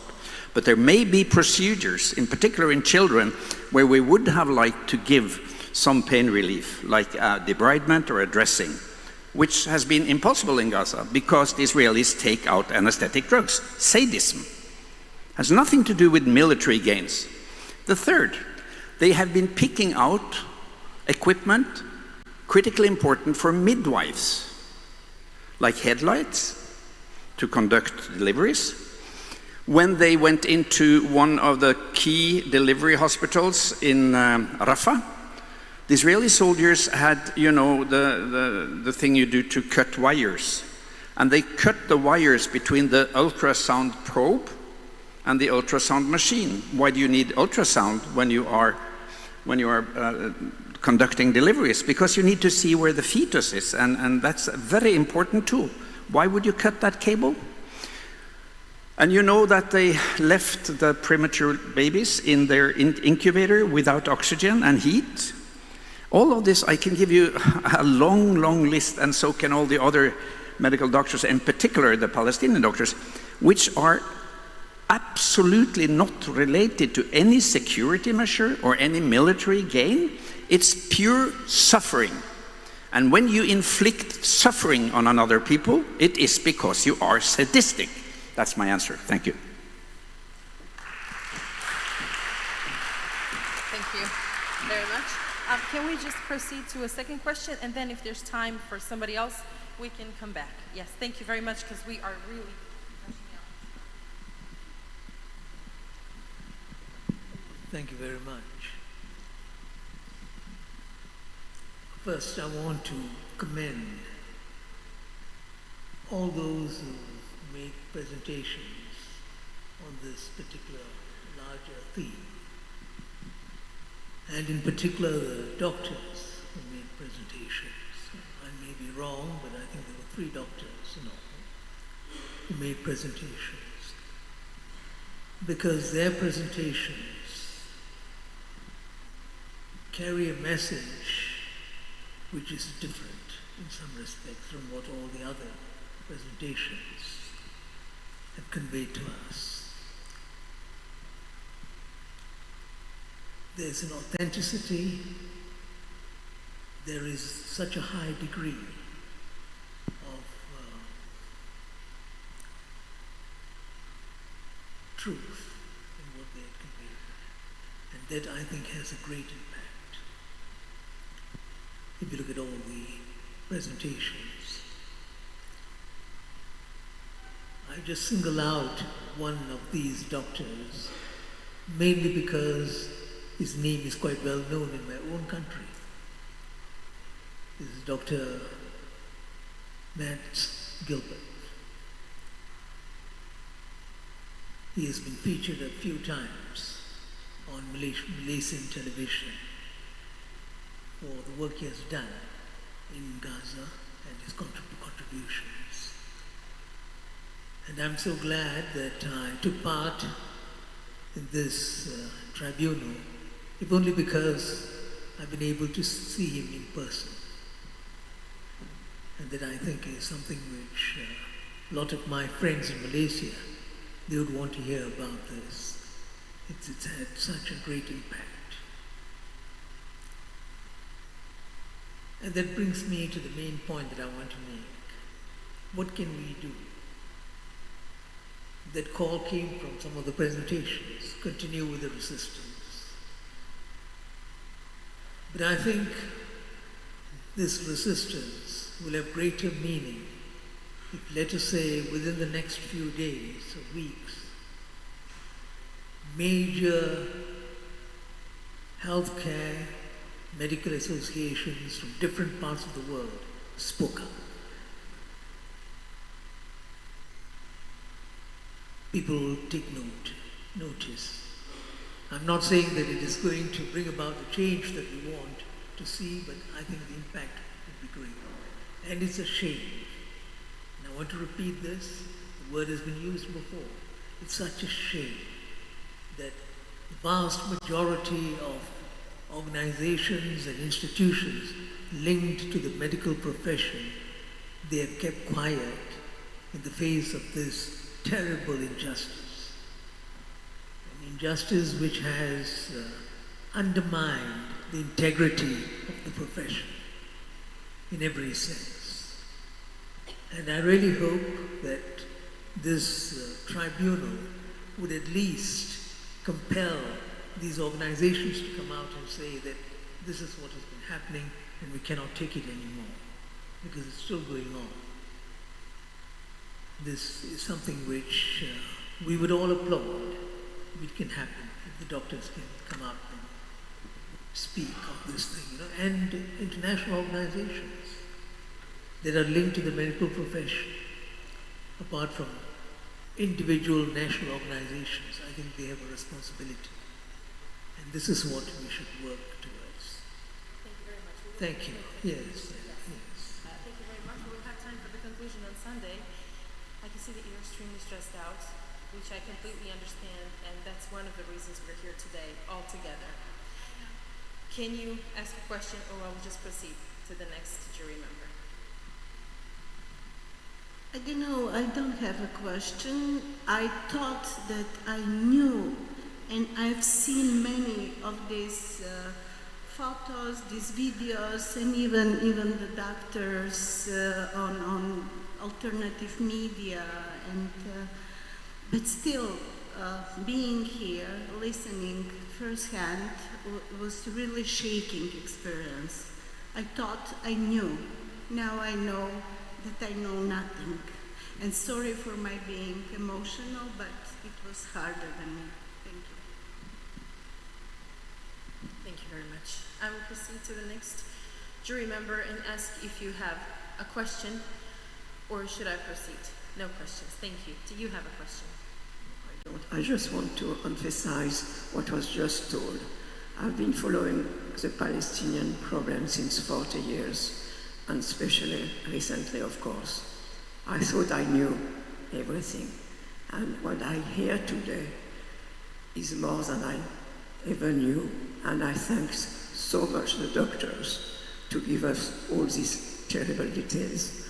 I also wonder how we can have this information really given to a large audience.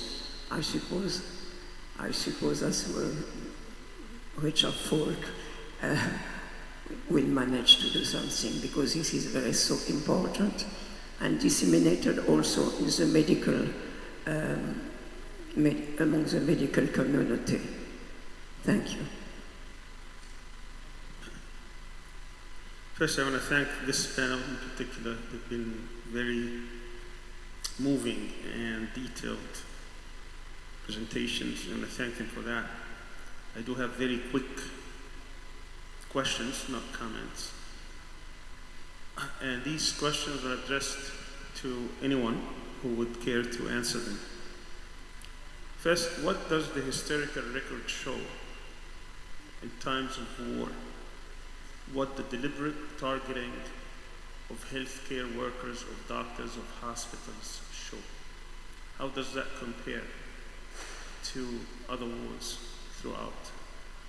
For example, we see in Ukraine, which has been obviously longer than Gaza war, the number is 733 killed as of 3 weeks ago of children, and about 2,300 injured, compared to almost the recorded one, over 30 times that in the case of Gaza, 21,000 at least.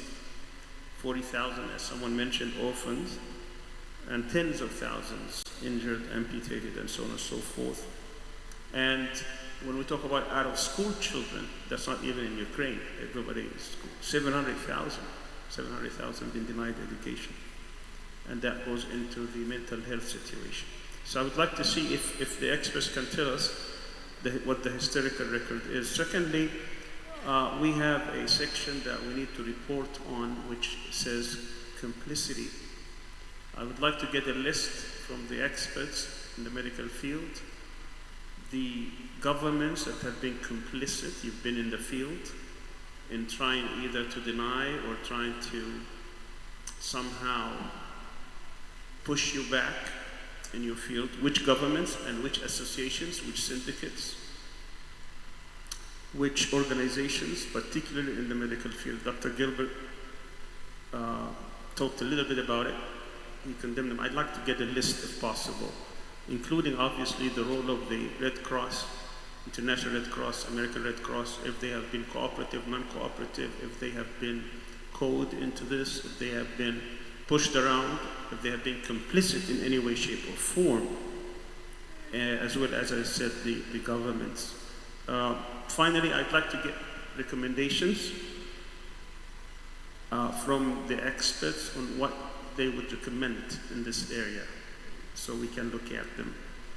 Thank you so much, and if you care to comment, please do so. Dr. Javid, are you in the mood to answer, if it's okay for you? Thank you.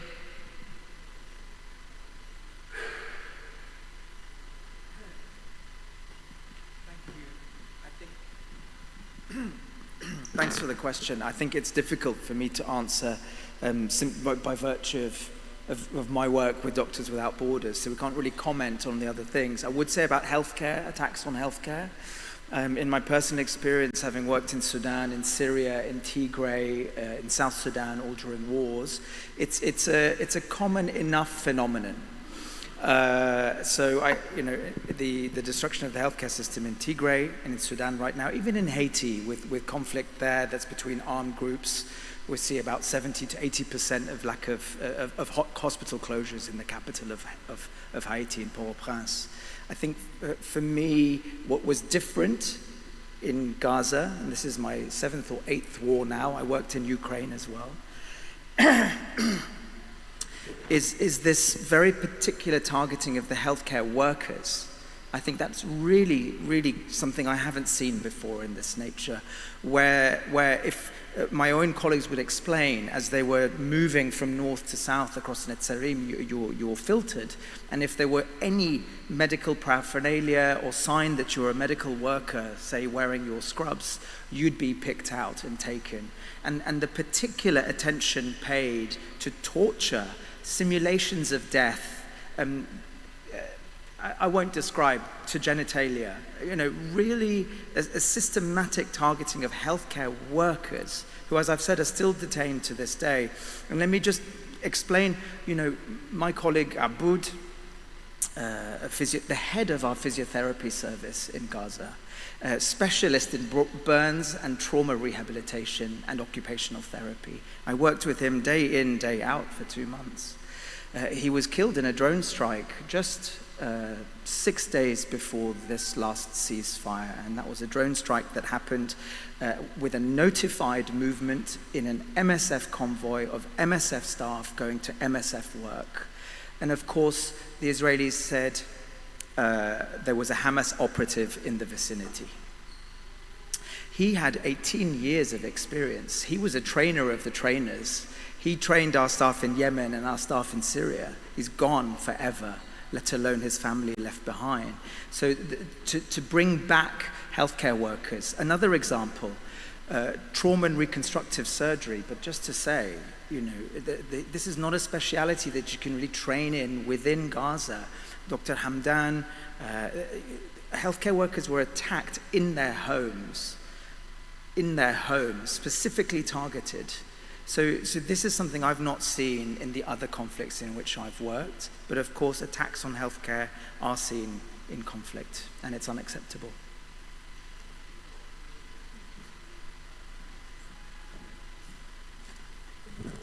Thank you for the question. Complicity? Yes.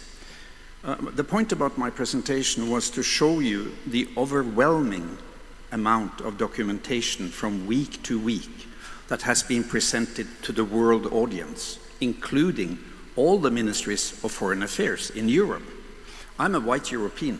I still struggle with my colonized mind.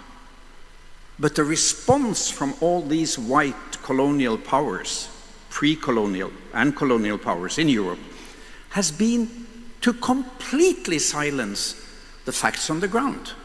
Now, we have been discussing for 80 years the complicity of Holocaust. Yet, At the time of Holocaust, the flow of information was much more meager than it was today. Still, we are complaining and accusing those then in power for turning the blind eye and turning a deaf ear to what they pretty much knew what's going on in the Ministry of Foreign Affairs in the European countries and in the United States. And in 46, 47, when the Genocide Convention was established, the slogan was, never again. And here we go, again. And never again means never again for everyone. And the deep-rooted fundamental problem pertaining to your question about sadism is that all these Western governments and Minister of Foreign Affairs and Minister of Development and what have you, when they are allowing 600 Palestinian children to be killed for each one of the 33 Israeli children killed on the 7th of October, which is completely condemnable, but the ratio is such an affront to any decent human being because that ratio is based on one single quality, and that is racism. So the reason why all these Ministers of Foreign Affairs in Europe are not reacting to all the facts that came pouring in from the neutral bodies of the UN, the science, the publication of peer-reviewed papers all over, is a deep-rooted racism. That's why I put in one of my slides that Palestinian children can expect to live 35 plus 9 years shorter than an Israeli child. And God forbid, what would have happened if an enemy of Israel had killed 28 Jewish children every day for more than 700 days, which Israel has done in Gaza. 28 children on an average for more than 700 days. It would have been an outcry. It would have been stopped, full stop. And the difference has one overruling headline, and it's racism and colonial racism.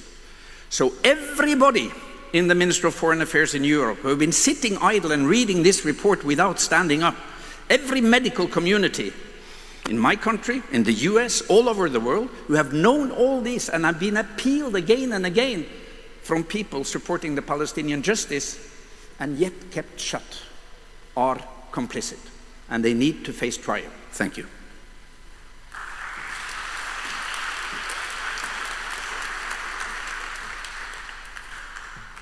Thank you very much. Thank you to all of our speakers for this extremely important subject and topic. Yes, Gwen, please.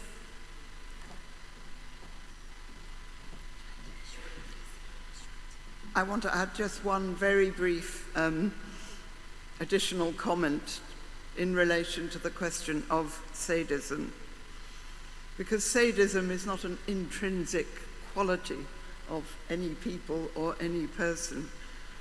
It has to be related to the lack of any boundaries whatsoever on behavior. So when we think about sadism, whether we think about domestic abuse or abuse on this scale, if we speak about no consequences for an action, then sadism, brutality, and abuse can flourish.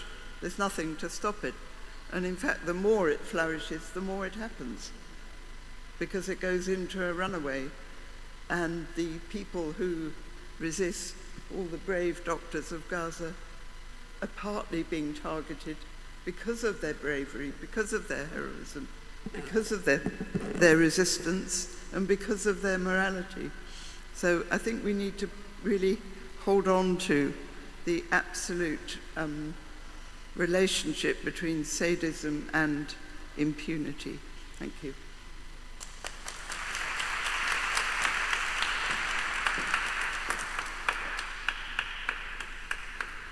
Thank you again.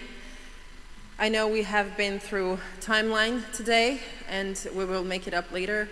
I am sorry, but on the other hand, it was really important to hear all of these testimonies, all of these experiences, all of these information and data that do prove all of the segments of the genocide that is ongoing in Gaza. So now I will invite you kindly for a lunch break, and then I will see you here at 2 o'clock. Thank you. And just to tell you that the lunch is 2 floors down.